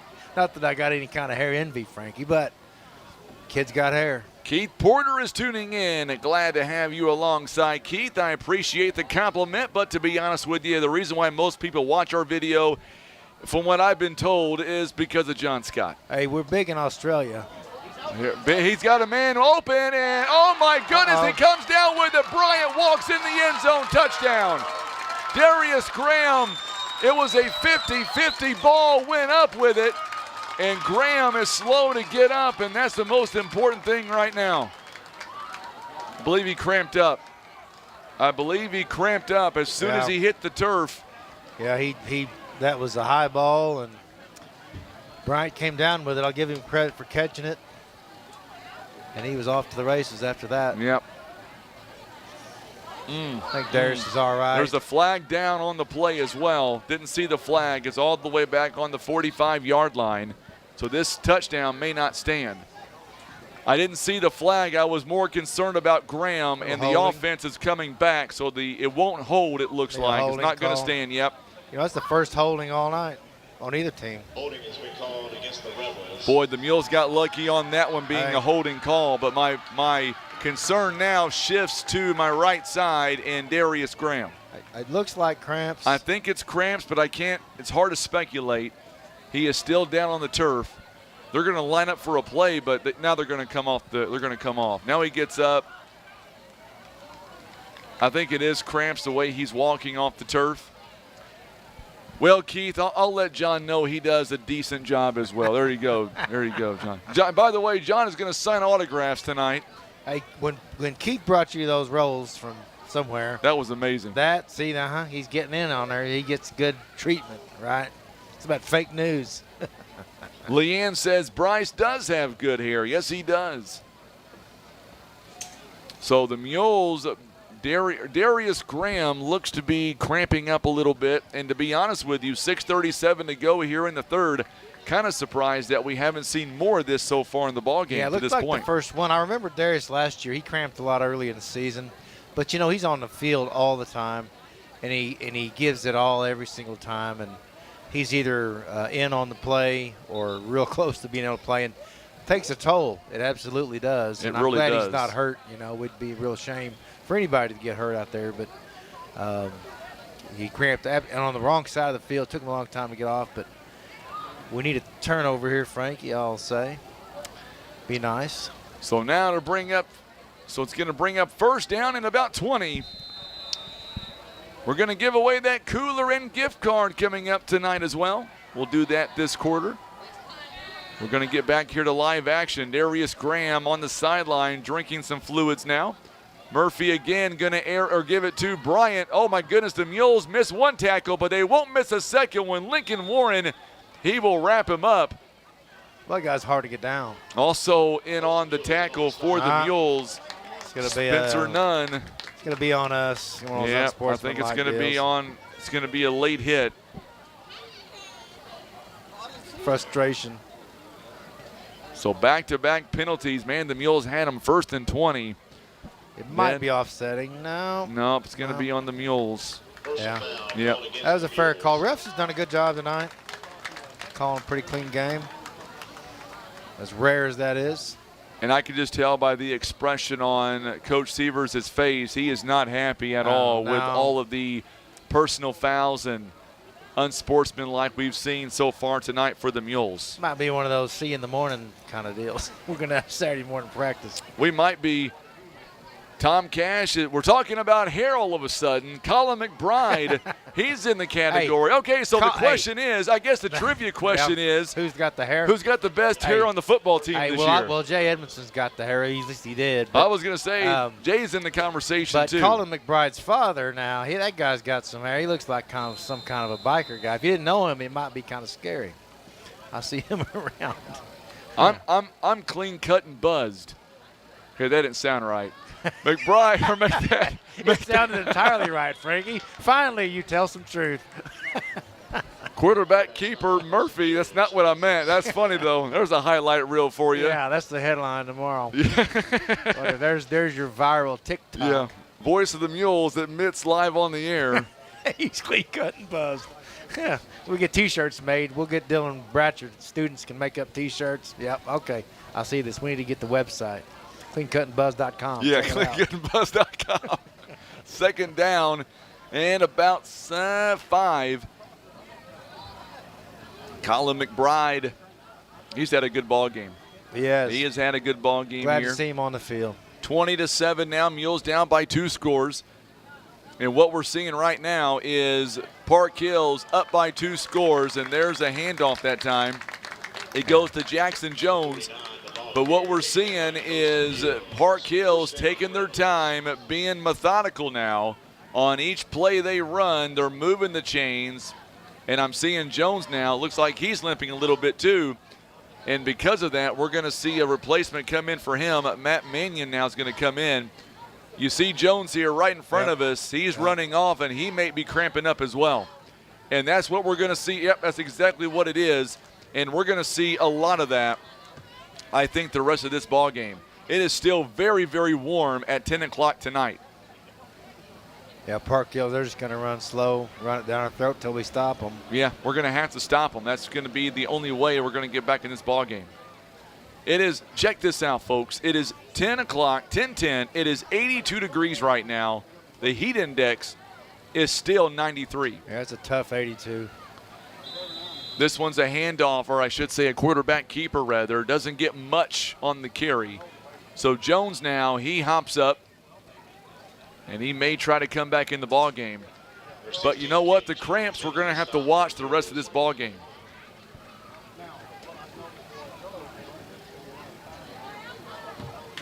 A lot of folks watching us still on YouTube here tonight. Appreciate everybody tuning in. Make sure hit that subscribe button for us on YouTube. Mules trail 20-7, under 4 to go here in the 3rd quarter of play.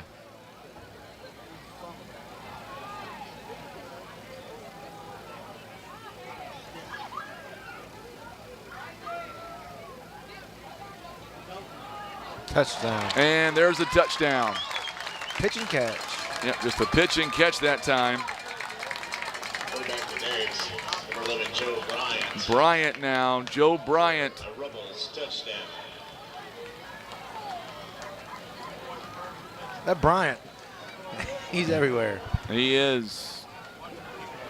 So 6 points now for the Rebels, and now they've got a commanding 26-7 lead right now. Yeah, they made adjustments at halftime. They absolutely did. They came out ready for business. So now they're going to come out here. They're going to run for 2 and try to make it a 21-point lead. They're going to go to the end zone, and this time they got it. That was a nice play. It was. Well-placed ball. Braden Berry this time, and give them 2 more, and now it is a 28-7 lead. Park Hill starting to pull away. We're back in 1 minute on the Southeast Sign and Graphics Mules Radio Network.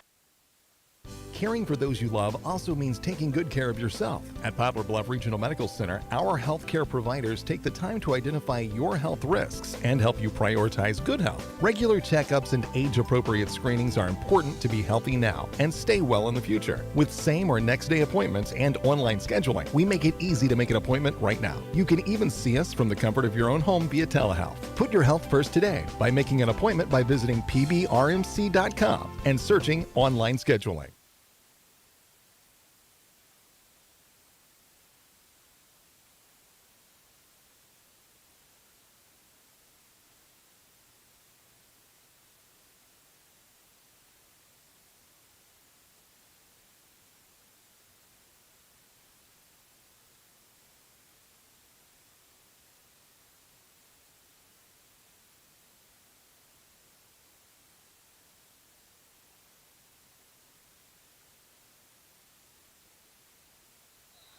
Mules now trail by a score of 28-7, and the Mules will have it. You know, I don't like what's on the scoreboard, Frankie, but we should mention our new scoreboard here that they put in last year is really nice. The video board of that's nice. It runs well. Way better than the last one that we had. It looks nice. Our new concession stand, bathrooms, and everything over here on the visitors' side that the Booster Club was kind enough to do. Very nice. So now taking it on a hop, Mules now trying to get back to the 40, and they do. Good job by Derek Burton there. Takes it on a hop. Coming up, our upcoming schedule looks like this for the Mules. Next week, we're on the road September the 1st at Valley View there in Jonesboro, Arkansas. We're going to begin conference play in week 3. We'll be on the road again at Cape Central. And then at home, September 15th, we'll be taking on John's old stomping ground, his alma mater, Jackson Indians. And then on September 22nd, it'll be a home game against the Sykeston Bulldogs. On September 29th, we're away at Fox. Big game here, circled this one, October 6th. This one will be David Hadley's game to watch. Mules that taking on the Farmington Knights on the road. And then October 13th, on a Friday the 13th, we'll be at home against Kennett. And then October 20th, we'll be home against Hillsboro. By the way, did you know that this season the Mules are going to get some bonus points because of this new Misha rule, or Misha, the way they do things now? Mules will get some bonus points, John. They're going to play one team on our schedule this year, and they're going to get just some bonus points for playing them. Do you know what team that is? Well, let me look at that. Is it? It's not gonna. You won't tell you. I'm just looking at the names, Frankie. I got to be fair. Is it gonna? Don't tell me it's gonna be Jackson. Is it gonna be Jackson? It's gonna be Jackson. Yeah, now tell me. 6. That's right. They're Class 6. They're scared to play us after we beat them and put them out of districts. Then they decide to move up to 6, and we get extra points for playing them. I like that. It's a win-win, Frankie. Last year the Mules were 3rd in the conference at 2-2. Jackson won the conference, and then Cape Central.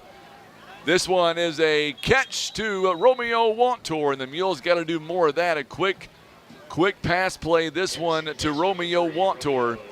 It'll be about a 9-yard gain. 3:18 to play. I'd say if the Mules, could score before the quarter comes to an end and get it to a 2-possession game, we still may be in business. Oh, I think we just score a bunch of points real fast, Frankie. But that Jackson game was good, wasn't it? It was a lot of fun. I'll give them credit. I like their stadium over there. I do. like the not having the track. You're right up there on it. I didn't like to climb up the ladder, though. It was windy, wasn't it? Yes, it was. McBride is not good. Oh, we're going to get a flag thrown at the end of the play. This one looks to be going against Park Hills.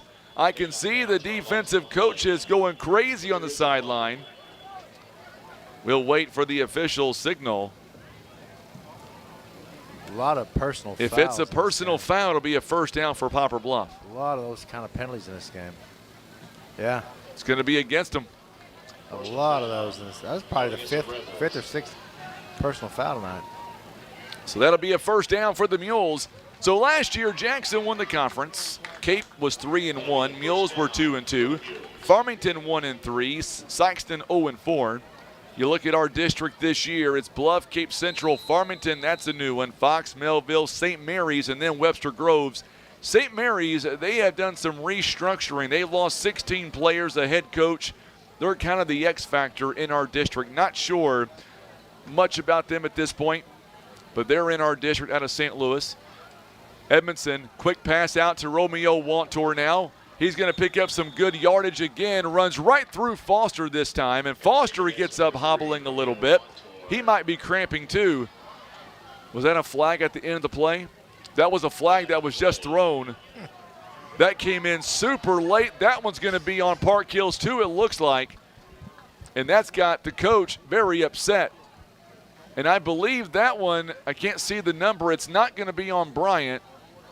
It's going to be another unsportsmanlike against Park Hills on Cannon Harlow. I'm not sure what he did, but whatever he did it in front of the official. That may be a state record for personal fouls on this game tonight. That's got to be 6, 7. We talked about the Mules maybe scoring before the quarter comes to an end. That is 30 yards and penalties in 2 plays. 2:21 to go. It's 1st and 10 all the way inside the red zone. It's a red zone drive presented by Baldwin Toyota in Poplar Bluff. Mules once again inside the red zone. Boy, the Mules here, they've got to punch one in. You've got to have points. You don't need 3 points. You got to have all 7. Now's the time. Handoff to McBride. McBride tries to go up the middle. He stopped and cut back. And now they stop him behind the line of scrimmage. And he is going to lose about 4 yards all the way back to the 20. Not the direction you want to see the Mules go at. Yeah, that was a hard lick. That was tackled a bad way. He's kind of favoring that right arm, right shoulder a little bit. Get a little breather. He got clobbered. Yeah, that guy 49 landed right on him. Kind of an awkward way. Mules here tonight, down at 28-7. They got to have some points on this drive. Edmondson now. They're going to abandon their run play. They're going to kick it outside. Not going to get a whole lot. Dylan Hall got the catch and only got about maybe a yard, maybe 2. It's going to bring up 3rd down and very long coming up.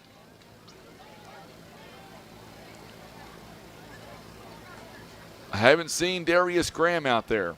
Remember, he went out with cramps earlier in the 3rd quarter. McBride's over there on the sideline. Graham has his helmet off. He is still with the trainer. His helmet is off. Edmondson connects on the pass play. It's going to be Hunter Clifford, and it's going to bring up 4th down. This one is going to be, this could be the ball game right here. This could be it. Absolutely. I mean, it really need could. This. Yeah, we need this. Definitely do. You got 14 seconds. The Mules just may let this clock run down and get an extra minute.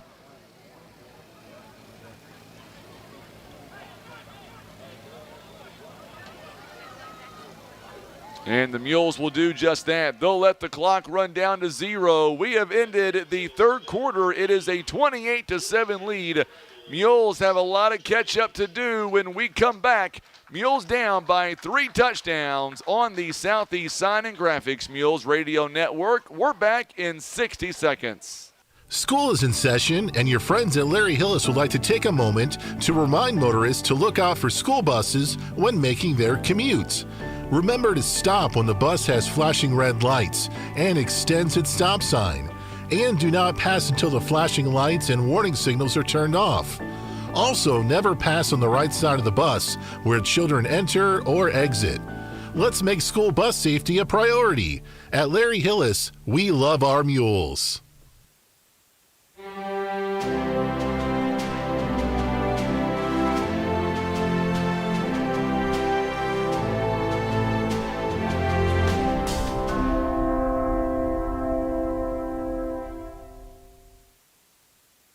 Christian Automotive and Tire. Quality name brand tires that you know and trust. They also have ASE certified mechanics that have the training, tools, and knowledge to fix your vehicle right the first time. Business 67 South in Poplar Bluff.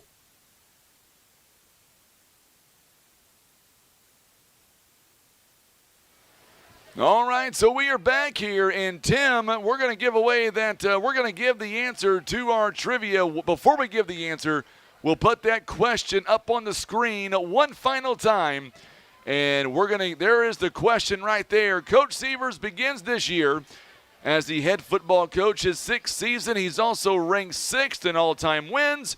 What I want to know is who is number 7, Mike Dormady, Paul Weber, Tony Roth, or George Godwin? Give us your answers right now. The answer coming up following this drive. Edmondson here on 4th down. They've got to get rid of it. They go toward the end zone. Did it hit the turf? And it is a completed pass.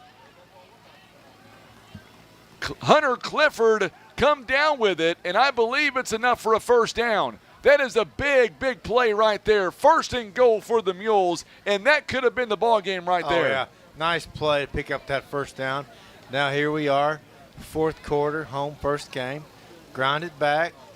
Keep the pride here. Each team with 3 timeouts. Hunter Clifford gets just enough, and now it's 1st and goal on the 4-yard line. But they've got a lot of ground to make up in only about 11 and a half minutes to go. No problem. Logan Height going to get the ball. He's going to go up the gut.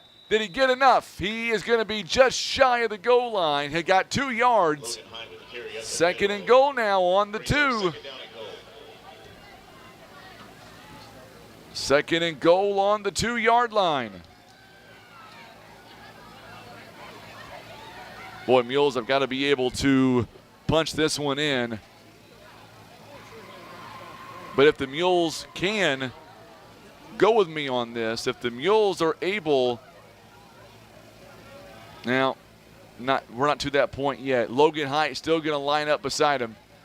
He'll try to finish off the job here. He gets it again. This time he's going to go up and score. Logan Height, 1st touchdown this year. Give him 6. Plus the Mules back in the game. They need this extra point to make it a 2-touchdown lead.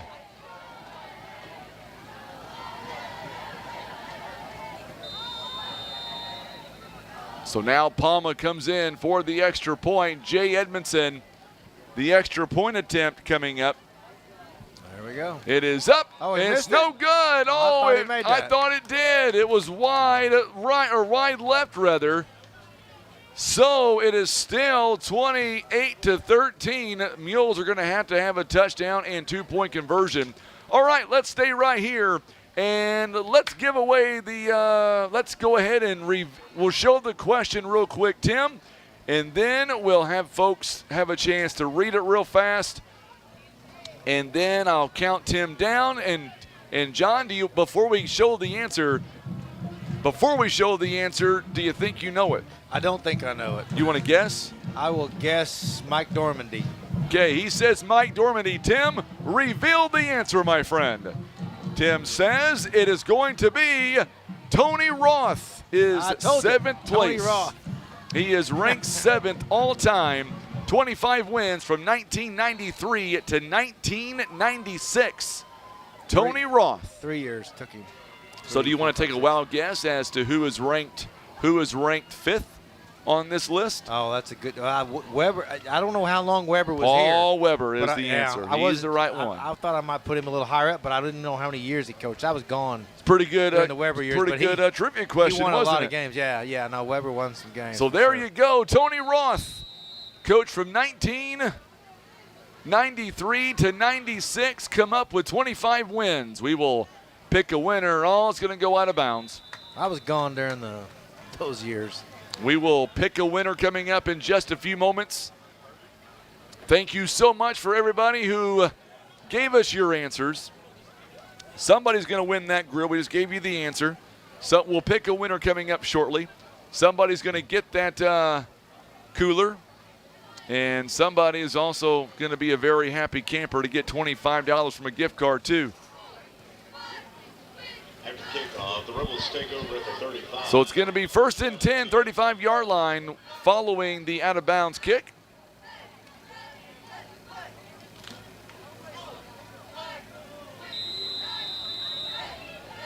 .10:38 to play here in the fourth quarter. Mules are down by 2 scores. Mules got to get a big stop here. They have not forced a turnover yet. How about one right here, John?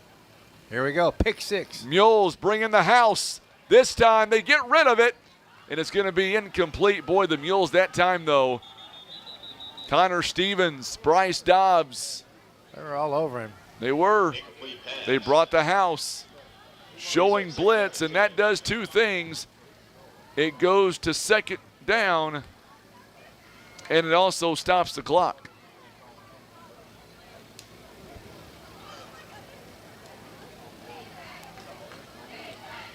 So 2nd down and 10, 10:29 to play here in the ball game.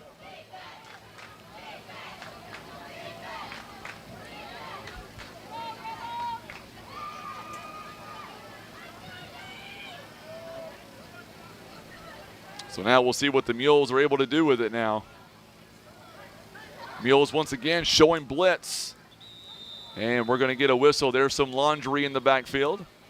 And I believe it's going to go against Park Hills. 10:29 could be a 2nd down and 15. They're going to need a new set of flags, Frankie. Or these flags get worn out. Waiting for the official. Are they waving? No, they're going to wave it off. They're waving off the flag, and they're going to award Park Hills a timeout. Well, sure, why not? But so those refs, you know, they are. They're out there in the heat, wearing their long pants and their hats. I'm sure they're sweating. But let's give it up for our Poplar Bluff cheerleaders tonight. Brandon Spain over there is our PA announcer tonight. He does a good job with that. He does a very good job. Give him 6. Frank Ward did. No, not Frank Ward. Whatever that guy's name was. Ward. He was the University of Tennessee announcer forever. So he always said, give him 6. We need a big play right here to give us. We need some booms on Facebook. Some of those emojis. We got to get the crowd back into it. Still got a big audience here tonight. Late Friday night too. I was telling Tim, I'm just thankful that we're at home tonight instead of being on the road. I think I'm just going to go sleep in the truck rather than try to drive home after this. I think my daughter has to be back up here for cross country at 5:45, 6, something like that.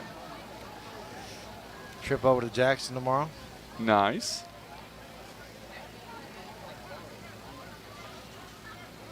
All right, so 2nd down coming up, or make that first rather. And there's the quick pass play. The Mules this time wrapping them up. It's going to bring up 3rd down. And they got about 3-4 yards on that, depending on where they spot him down. $10, Frankie, if you go grab that gas can and take off running across the field. See what happens. See if you get taken out. We'll bet on whether you get taken out by a ref, by a player, or by one of our fine law enforcement officers here tonight. So 3rd down coming up here. And there's a pass play. This one, did it skip into the turf? They're going to say incomplete, I believe. Yep, it skipped into the turf. So 4th down. I think the clock keeper's falling asleep on me, John. It says 1st and 10, 35-yard line. Yeah, he is asleep. Yeah, go there and kick him. 4th down and about 6. So we need this. And hey, 9 minutes is. This team is dangerous like this. We've seen this many times before, where all of a sudden they come alive. Yep. 4th down. You would think they're going to punt the football away. They've got a man back to receive the kick. How about we return the favor? Let's run it back for a touchdown. What do you say? Mules, Dylan Hall. Ooh, going to be tackled at the 40-yard line. He tried to go up and over for a moment, or make that Jay Soto rather on the return. My apologies. That game in Columbia, Frankie, whoever that was, when Cannon Carr was quarterback and they came back on that game, that was an exciting high school football game. Yes. Had like 3 scores in the 4th quarter to win it. Something like that. All right, so you ready to reveal our winner, John? I am indeed. Shonda Hill is our winner tonight. Why are you laughing for? I know Shonda. Yeah. Is there anybody you don't know, John? Hey, Shonda is an excellent person. Is an excellent human being. I'm glad you approve of the winner I'll tonight. be more than happy to fill that thing up for her. But she's going to throw some hot dogs on the grill. Okay. Keith Porter and I will come over there, and we'll personally deliver that cooler. I'll reach out to you, Miss Hill, coming up very soon. Jay Edmondson going to keep it, tuck it, and run, and he'll get to about the 41-yard line. And he got 3 yards on the play. Tom Cash, we have had 20 days of 100-degree heat in Wichita. Tomorrow it's going to rain and cool down to the high 70s. Boy, we're supposed to get that on Sunday, Tom. We've got one more day of high heat. Another heat warning tomorrow, but then we're gonna bring out the sweaters and the sweatshirts on Sunday. It's going to be 85. Shonda Hill is the juvenile officer. Oh, nice. Okay. Here in Butler County, and she's been that role. Well, I did not know that. She does a lot of really good things for the world. Pass play this time. Good job that time by Jay Edmondson along the outside, and the Mules were maybe a step away from breaking the tackle. Romeo Wantor. He has had a very good game. There you go, Miss Shonda. Yes, give me till after the game, Miss Shonda. I will reach out to you to have you come by and pick up the gift card as well as the cooler from Academy Sports and Outdoors. They need to put a... It's like they're herding sheep out here. Well, that golf cart is fast. I mean... I don't know what's going on. Whoever listening has our insurance on the school, you might come out. There's a gas can sitting out there in a golf cart going about 40 miles an hour by all the cheerleaders. Second down and short here following a second pass play to Romeo Wantor. 8:40 to go. The Mules, they've got to get some points, quick points on this drive. Low snap. Edmondson looking around, still in the pocket, goes over the middle. It is a completed pass. It'll move the chains. A first down. Wantor, another catch. Here we go, Frankie. Mules got 8:33 to go here in the ball game. And we still have all 3 timeouts. Mules have it inside the 35-yard line. Another flag comes out. Another pass play. It is connected. Oh, boy, we've got some extracurricular going on the far sideline. Now the back judge, now another flag comes out. That one, I think the first flag was going to be against the Mules. I'm not sure about the second one, though. If we get another unsportsmanlike right here, this is an example of why I could never coach anything. See, because that's really not necessary at this point in the game. I'm trying to see what I know one's going to be against the Mules. The first flag was against Poplar Bluff. And I'm thinking the second one is too, just by looking at Coach Manning's reaction along the far side. They're going to have to, the coaches are going to have to get that under control. We can't have this many plays or penalties of that nature. I know the first one's going to be against us. I know that. That's already a given. That was and that's just a. And that was a holding call. Yeah, that just happens. I got no beef with that one. The second one was on the far side after the play. Now, the Rebels came in after the play, so it may have been where the Rebels didn't stop tackling when the whistle was blown. they're all getting together, and one of the judges is walking over to the Rebel side, which tells me it might end up being offsetting. Offset that one. And maybe. So here's the first call. First one, unsportsmanlike, so they're going to be offsetting. Well, we'll take that. So one penalty, unsportsmanlike. The second flag, so I stand corrected. The first flag that was thrown was against Park Hills. Second flag on the far side, that one was against Poplar Bluff. Yeah, see, that's just the thing. You know, one time I was out here, Frankie, on a Saturday morning after a game, and Coach had him down there on the end zone running 20-yard sprints. And I'm not blaming the kids at all, but we don't need to have those type of penalties really ever, but especially in a game like this where every yard counts and every play counts. Unsportsmanlike contact called against the Mules. So they're not offsetting penalties. It's only going to be against the Mules. Well, there we go. I don't know about that one. I don't know. They had to think about it too long. It's going to bring up first down and forever all the way back on the 43-yard line. Edmondson, they've got some work to do. Oh, that's pass interference. That one is going to be incomplete. Pass intended for number 2, Darius. It was intended for Darius Graham. Glad to see him back along the sideline there. Yeah. But it's going to bring up second down and about 20. Most of the issues we've had tonight are fixable issues. That's the thing that's absolutely frustrating. We got the athletes, we got the players, we got the skill, size and speed and strength. It's just some of these little things, some of these penalties. You just can't have it in a game like this against a team this good. No, Park Hills is going to be they're going to be a team to be reckoned with. They're going to get better as the season goes on. Dylan Hall is a 50-50 ball. Boy, Murphy not only is a good quarterback, also cornerback as well. And he goes up and takes one away from Dylan Hall.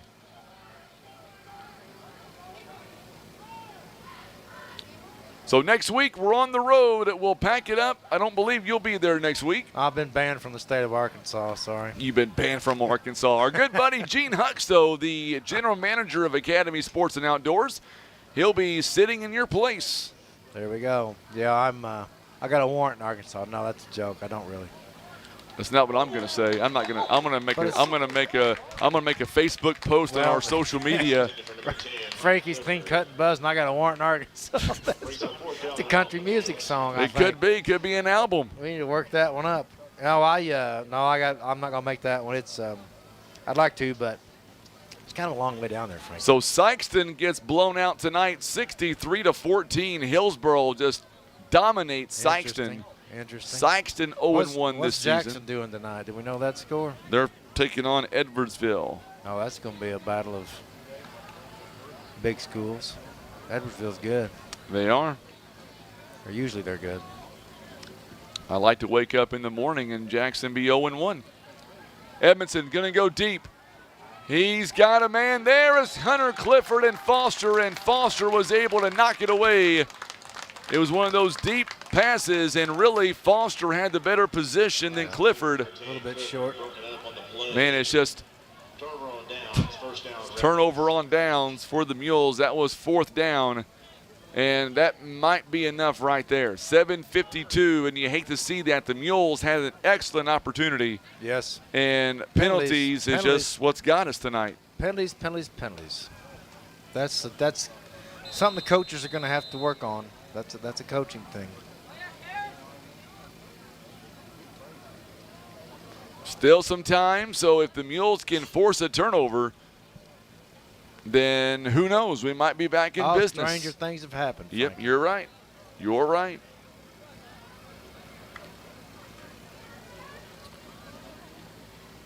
So now Park Hills, all they care about now is taking time off the clock. You know one thing, Frankie, that I like about our home games is the junior ROTC with the parking lot. Yep. Your fancy rig's always sitting right there in front, so you're always here at like noon or something. But when you come in, it's really nice. Those kids do an excellent job of moving the traffic and getting you parked in a good spot. And today they were all smiling, waving, and it's nice. It's refreshing to see that. youth of America. So the Mules now still trail in this ball game, 28-13.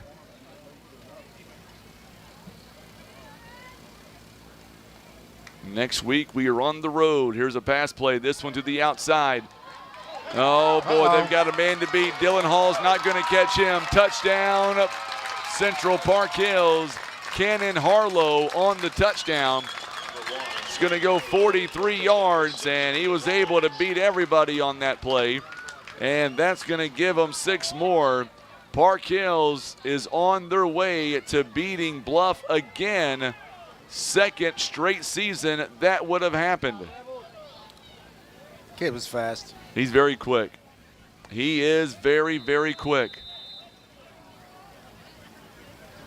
34-13 the score.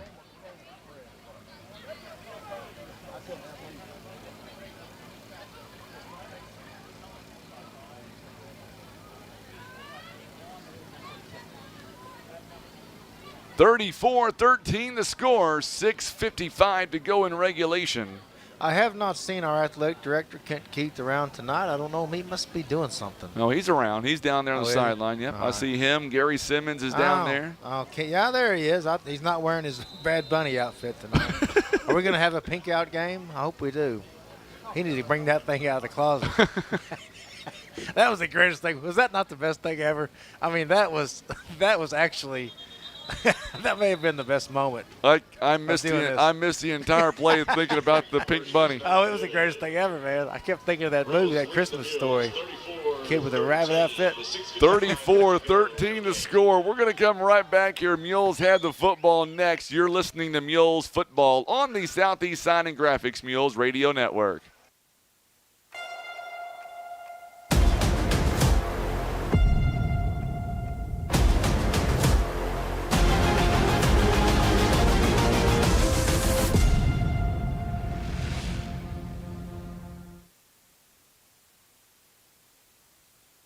Breathe easier and extend the life of your HVAC system, plus fewer repair bills with Air Solutions Comprehensive Maintenance Plan. You'll save money and get the peace of mind that only comes from calling Air Solutions. 785-1500. And we are back here live in Poplar Bluff here. The Mules down here tonight by a score of 34-13, and you got to tip your cap to Central Park Hills. They had a slow first half, but they have really come back alive in the second half and really had the Mules on their toes all half. Yeah, they have. And, you know, I will say we're over here on the visitor side, and there's a good crowd here from Park Hills. And they've been a good crowd. You know, sometimes you go to places, and sometimes the crowds are nicer, and sometimes they're not. But I will say that the Park Hills faithful have been polite and reasonable, and no problems over here. Enjoying our new concession stand, new restroom facility, thanks to the Poplar Bluff Mules Booster Club. You betcha. And Ed Norton, a true blue mule. No, maroon, bleeds maroon, whatever. He's usually tuning in. Here's the kickoff. Going to be taken at the 30 or 25-yard line, rather. And it'll be taken to near the 40-yard line. So Mules will have to go 60 yards, roughly 60 yards with 6:52. Mules are 3-2 in home openers under Coach Dave Sievers. In jeopardy of getting to 500. Coach Sievers is in jeopardy of going back to 500 as well. You know, Frankie, one thing about Jack going off to college and his friends. Who's Jack? There's a lot more food around the house. A lot more food around the house. You don't have to hide it or lock it up or anything. It's great. So now Edmondson quickly to the outside. Gets it to Romeo Wantor. He spins around and gets to the 49. Boy, there have been times that Jay Edmondson, he looks really good at times. Yeah, no, he's better. He's a couple mistakes early in the football game. That's to be expected. Yeah, he's absolutely improved, no question about it. He's held on to the ball. He had a couple interceptions, but he hasn't fumbled the ball. Remember last year, he would drop it once in a while, or it'd be a bad snap. He's done good with that. His passes are sharp. They're strong, quick passes. I mean, he's had a good enough game tonight. It's just these penalties, man. Penalties have killed us. So now Edmondson back to throw again. Pocket collapses. He goes over the middle, incomplete, intended for Wantor. It was across the middle, and second down and 10. One thing I don't, and I don't understand that we do that a lot of teams don't do is our quarterback runs over and gets a play from the sideline and runs back, which I don't know. Always seems like that's unnecessary. But, no, I think the players have played really well. It's just these penalties at the wrong time of the game, and then, you get get down a couple scores first game of the year, and that's pretty much over. But there's three flags on the play there. It's going to be a false start. I think there was a couple of guys moving there. Back him up 5 yards. So when this game is over, win or lose, then the bottom line is penalties is going to be the number one thing that we're going to be talking about come Monday morning. Oh yeah, if they can clean up the penalty, just clean up the game, clean up the penalties. It's a whole different game. This whole thing comes out of our defense played very well. The score doesn't, really reflect that. They got a couple touchdowns late, but our defense played very well overall, and our players, our offense has played decent. I mean, aside from the penalties, the team looks pretty good. They really do. The penalties, you clean that up. There's an overthrow there. Good job by Darius Graham. Tries to go up and make the one-handed catch. Jane, our answer tonight belongs to Tony Roth. He is 7th all-time with 25 wins from 1993 to 1996. Once we get down like this, we got to throw the ball. But Colin McBride had an excellent game. He's going to be a real bright spot for the team. And I think coaches will figure out that balance that we need to be able to run the ball and then have a couple of those longer passes. We haven't run that play that worked well in the first half. I haven't seen that play even attempted in the second half to Romeo. So now another pass play. This one is going to be incomplete as well. It was intended for Romeo Wantor. He's kind of coming up a little bit, hobbling somewhat. Could be the cramping issue. It's almost 11 o'clock here. It's getting close to 11 o'clock. It's still 80 degrees, but the heat index is still 90. We started at 106. That was the heat index. That's good living when Good living. It's 11 o'clock in the heat index. What's amazing, I'm trying to figure out the traffic coming in on top of the hill. They're all coming down the hill. I don't know. What am I missing? Picking something up. As people used to say, Walmart must have let out. They must be closing. Walmart let out a traffic. High snap here, Edmondson. Good concentration. Goes over the middle. It's picked off. And Harlow was there to make a catch. It was a high snap to begin with. Yeah, he bobbled it. It was a good effort. Boy, that was a great catch by Harlow. Yeah, Jay was able to gather the ball and still get off a throw. And I think it was the right decision to make, but that's hard to do. Things are moving pretty fast when the ball gets bobbled like that. But yeah, it was a good pick. I mean, Park Hills is good. I'll give him credit for that. Credit where credit is due. Water break here, so we'll step away for 30 seconds. We'll come back. Mules down at 34-13. You're watching and listening to Mules football on the Southeast Sign and Graphics Mules Radio Network. Maverick Glass offers repair of automotive, commercial, and residential glass, including mobile repair services. From a chipped windshield to a custom glass shower, remember Maverick Glass. Thank you for making Maverick Glass the area's leading glass company for more than 30 years.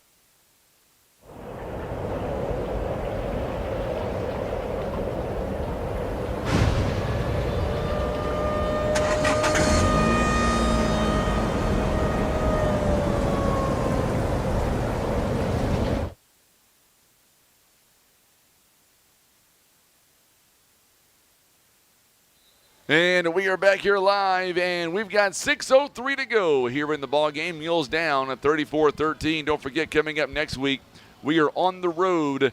We'll be at Valley View in Jonesboro. We've already made contact with their athletic director. They know we're coming. They got electricity? They've got electricity. Can't believe it. Arkansas? Arkansas. Wow. Another handoff play. This one goes right up the gut. Mules defense doing all they can, but, man, they've been out there a lot in this second half. Yeah, it's tough this time of the game. At this point in the game, You don't want anyone to get hurt. That's number one.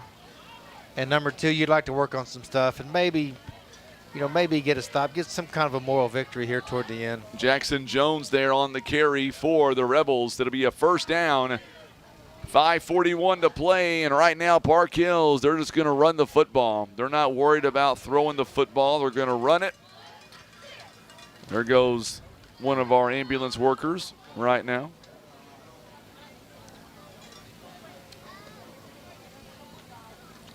Another run play right up the gut. Nothing fancy with this one.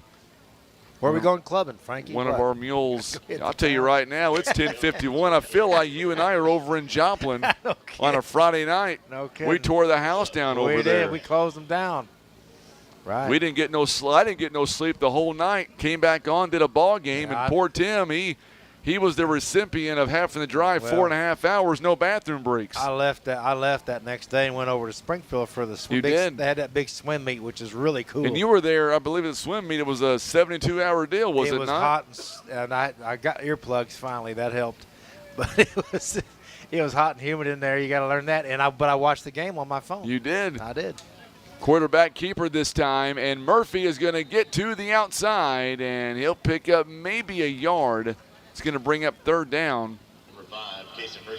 So Murphy with a quarterback keeper. The clock will stop. Third down. 4:36. So the Mules are going to go to 0-1 here this season. That was a tough tournament over there in Joplin. Your first year we did well over there. Second year not so well. Tom Cash, he's excited to watch the Super Bowl champs, Kansas City, tomorrow in KC.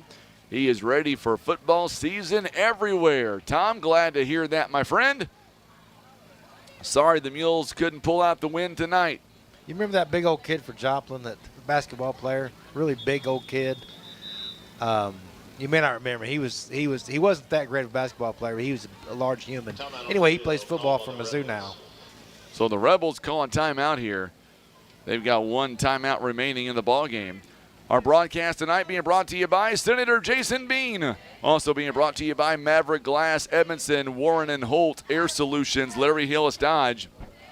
Our good friends at Eye Care Specialist, Christian Automotive and Tire, Patriot Auto Glass, Poplar Bluff Regional Medical Center, First Choice Insurance, and being brought to you by Baldwin Toyota. Tell you what, I'm so grateful that you're back again this season on select ball games. I know that your career is starting to wind down a little bit. Well, my people got to get with your people and work out some. Listen, I'm about to demote you to camera guy. That's right. I don't want to do that. I'm going to put Tim over here. Tim's like, wait a minute, what did I do? I'm going to put Tim over here in this job and stick you on the roof next week. If these games all started at 9 or 8, I would definitely my career would I'm not sure I'd be the voice of the Mules if we start this late every night. Elder abuse for me. Elder abuse. Third down and a short one coming up here. One timeout remaining for Central Park Hills. They're going to line it up, and they're going to go right up the gut, and they're just going to get enough for a first down. Just enough. They needed about a yard, and Jackson Jones got him maybe 2. We're going to be loading up tomorrow, and the family and I, we're going to go to Cape Girardeau. Yes. We are going to spend the day together. Haven't really got a chance to spend time together. My daughter, actually, she started working for the school district this year. Yes. And I'm very proud of that. Oh, absolutely. And I've always said, if I can get him to the finish line to graduate, I should get an award for that. Well, yeah, your daughter's going to have a great career. Yes. My son, on the other hand. She's really one of those people you remember. You know, she's got a bubbly personality, always smiling. Saw her at wherever it was one day. I was like, hey, I know her from somewhere. I had to think about it. I was like, hey, you're Frankie's daughter, right? Oh, yeah. And, yeah, it's good to have her at the school. People like that at school. Positive influences. It's nice to see, man. It's good. Did a good job. Must be your wife. Oh, it definitely is, because my wife says my son is my prized possession, and that's a whole different ball game. Oh, Lord. So now it is 3:31 to play here in the ball game. Mules down at 34-13 rather. Mules going to go to 0-1 on the season. Next up on their schedule, They're going to take on Valley View. They lost last season right here in Bluff, 16-2 in that ball game. That was a good score. Valley View, they're on the southern end, right down where you got to go on through and around. Yeah, we played them soccer. Go down and play soccer. There's a handoff. This one goes up the middle. Mules missing one tackle. That's one of those places, if you put that in your phone, one time it'll take you one way and the other time it'll take you. We went through some Stephen King deal one night across some iron bridge. I don't know where we were. Well, we will. Coming up next week, special treat going to be in the studio or in the broadcast booth with us. We're going to have Gene Hucks, the general manager of Academy Sports and Outdoors. It's his stomping grounds. Yes. Well, we're lucky to have Academy here. Nice store. Well, what you don't know is he's going to be interviewing for your job. Well, he can have it. Double the salary. I'll sit at home and chime in on. There you go. Absolutely. Comment. Murphy now going to take off. Logan Height gets him, and there you go, Mules. This game is well out of reach, but they are not slowing down. Their defense is not slowing down. Going to bring up 4th down. 2 minutes now. Boy, we appreciate everybody tuning in here on social media. Not sure what kind of post game we're going to have. We're getting very close to Saturday morning. It's 11 o'clock almost. I'm not sure how much access we'll have to the coach coming up tonight. I know it's past his bedtime. I guarantee it.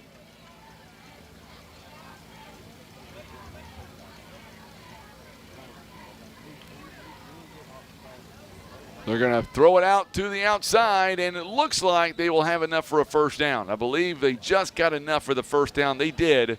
They're going to move the sticks. 1:28 to play here in the ball game.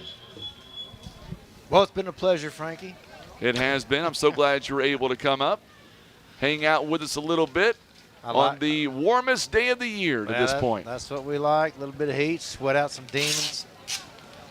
We like to start off the season feeling like we're in South Texas. Well, I like this little air conditioner back. I was thinking today, I thought it's going to be really hot in there. I didn't realize, I forgot there was an air conditioner back here. I like that. One of the many perks of being famous in Australia. That's right. Big shout out once again to Dr. Aaron Corman hooking us up with Ethernet. With everything that, all the issues cell-wise that we've had, not us, we haven't had any problems, but the program that we use to keep stats and everything, that kind of went down by the wayside pretty quick. Timeout called. And Park Hills is using a timeout. Yeah, for all the listeners out there, you should get a chance to meet Dr. Cornman. He's a nice guy. If you could just get him to say something. He's kind of shy. But aside from that, I think he'll be okay. He's gonna do great things for this school district, no doubt about it. So now your daughter, she is running. She's a sophomore. She's running she has cross country and swim. Swim turned out to be sort of her thing. Just kind of on a fluke. She loved Coach Lewis from cross country, and so Kate decided to swim, and she had a knack for it. So we enjoyed the swim season. It's a fun group of people, a good group of athletes. Those girls all have really good attitudes, and I really enjoyed that. It was very rewarding to go see that. And there are some long meets, but they're a lot of fun. And so, yeah, she's looking forward to that. She didn't run track last year, but I think she may run track this year. She's sort of learned that she doesn't do well with not a lot to do. You know, she's one of these kids that wants to have a lot to do all the time. So I think she may run track this spring too. But, yeah, I'm a little different perspective. Once you send one off to college, you want to enjoy as much time as you can get. That's right. With your remaining child. And so we're lucky. I got no problems. I got no problems to speak of in that regard. So, yeah, it'll be cross-country tomorrow morning in Jackson. Be early morning. Oh, your old stomping grounds is where you're headed. I'll go back over there and see where the domination happened last year. I will not get a hot dog, though, because oddly enough, you would think Jackson would have good dogs, but they just don't. You haven't forgot that story, have you? No, I haven't. I was all excited about it. Now, the good one was the Kennett cold hot dog story when they tried to give me a free one, but it was cold. That was last year. I was all excited. the ball come loose, but the whistle's going to be sounding, and the Mules pick it up, and they think they've got it, but nope, it's going to be blown dead. He was down by contact. Otherwise, Logan Height would have took it about 70 yards. Whoa, we threw that ball way over the head of the official. You know, Logan had a good game, too. He did. He's in on a lot of plays, and he changes a lot of plays. He may not be in some of the stats of solo tackles and all that, but he's almost always on the ball or on the carrier or rushing the quarterback. He's a full steam player. It is 28 seconds and counting, and this ball game will come to a close. And then we will have a post-game report coming in. Once again, we don't know if we're going to have the coach or not. It is 11 o'clock. They're not going to run into the play, I don't believe. Nope, that'll be the final play. So the Mules are going to go to 0-1 this season. So no perfect season this year, Johnny boy. Next year will be the year, Frankie. Next year will be the year. Mules fall. They are 0-1 this season. We'll come back, and we will have a brief post game on the way next as the Mules fall tonight to Park Hill Central, 34-13. You're listening to Mules football on the Southeast Sign and Graphics Mules Radio Network. Imagine playing sports, reading, or driving without needing contact lenses or glasses. The eye LASIK procedure at Eye Care Specialists could be the answer to help you improve your vision. Call Eye Care Specialists to schedule a free screening. Did you know that 60% of Americans don't have a last will and testament? At Scott Law Firm, we understand that planning for the future can be difficult, but it's important to have a plan in place, no matter the size of your estate. Don't leave your legacy to chance. Call Scott Law Firm.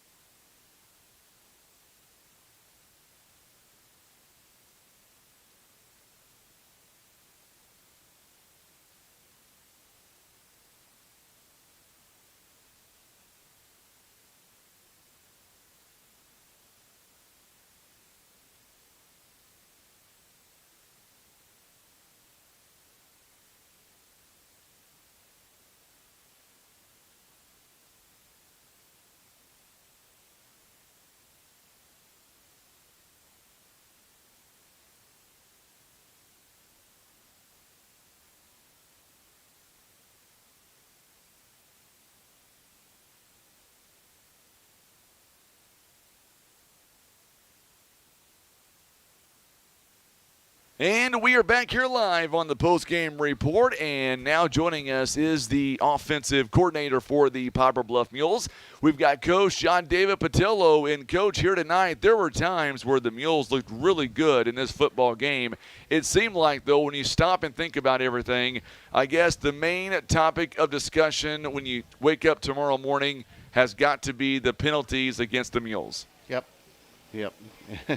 And it's it's a frustrating thing, knowing that, we shoot ourselves in the foot like that. That's just something that, hopefully we'll get to address and clean this up. But, like you said, we had our moments. We had times that we looked pretty good. But, this team yet has really no identity, and that's something that we've got to try to establish a little better than we did tonight. Romeo Wantor, he come alive, several catches here in the ball game, and I want to give you the exact number, but I know our stats program kind of crashed early in the football game. But you go back and look at the tape. I mean, when you guys needed some yards in this football game, that guy was willing to go and do whatever he needed to do to get open and get some yards. He did. and we know we can throw it to him. Probably didn't throw it to him early enough, and should have got him the ball a little bit sooner. But just one of those things that, like I said, you try to come out and establish yourself a little bit in certain areas, and we didn't do that real well early. The kids didn't quit, though. We played pretty well defensively in the first half, all in all, and thought that we had a good plan to come out in the second half and try to go attack them. But things just didn't materialize like we'd like to. And then here tonight, you look at overall, how did the coaching staff need to reevaluate this? By the way, Darius Graham went out earlier in the ball game. I'm assuming that was just cramps. Yes. Overall. Yes. And then Jay Edmondson, talk about him, a couple of interceptions here tonight. But overall, how do you guys feel like he was able to adjust tonight on the fly, making his first start of the season? Well, Jay threw it pretty good today, and he has the ability to throw it really well. And we as a team, there's a lot of little things that go into your passing game, and whether you're lined up in the right place, whether you're making the right cuts, we weren't quite as in sync as I thought we would be. But again, I think that's something that will come. Just getting this from Brian Rosner, so we do have a little bit of stats here. We were talking Romeo Wantor, 8 catches, 110 yards here tonight. Darius Graham, 4 catches, 43 yards.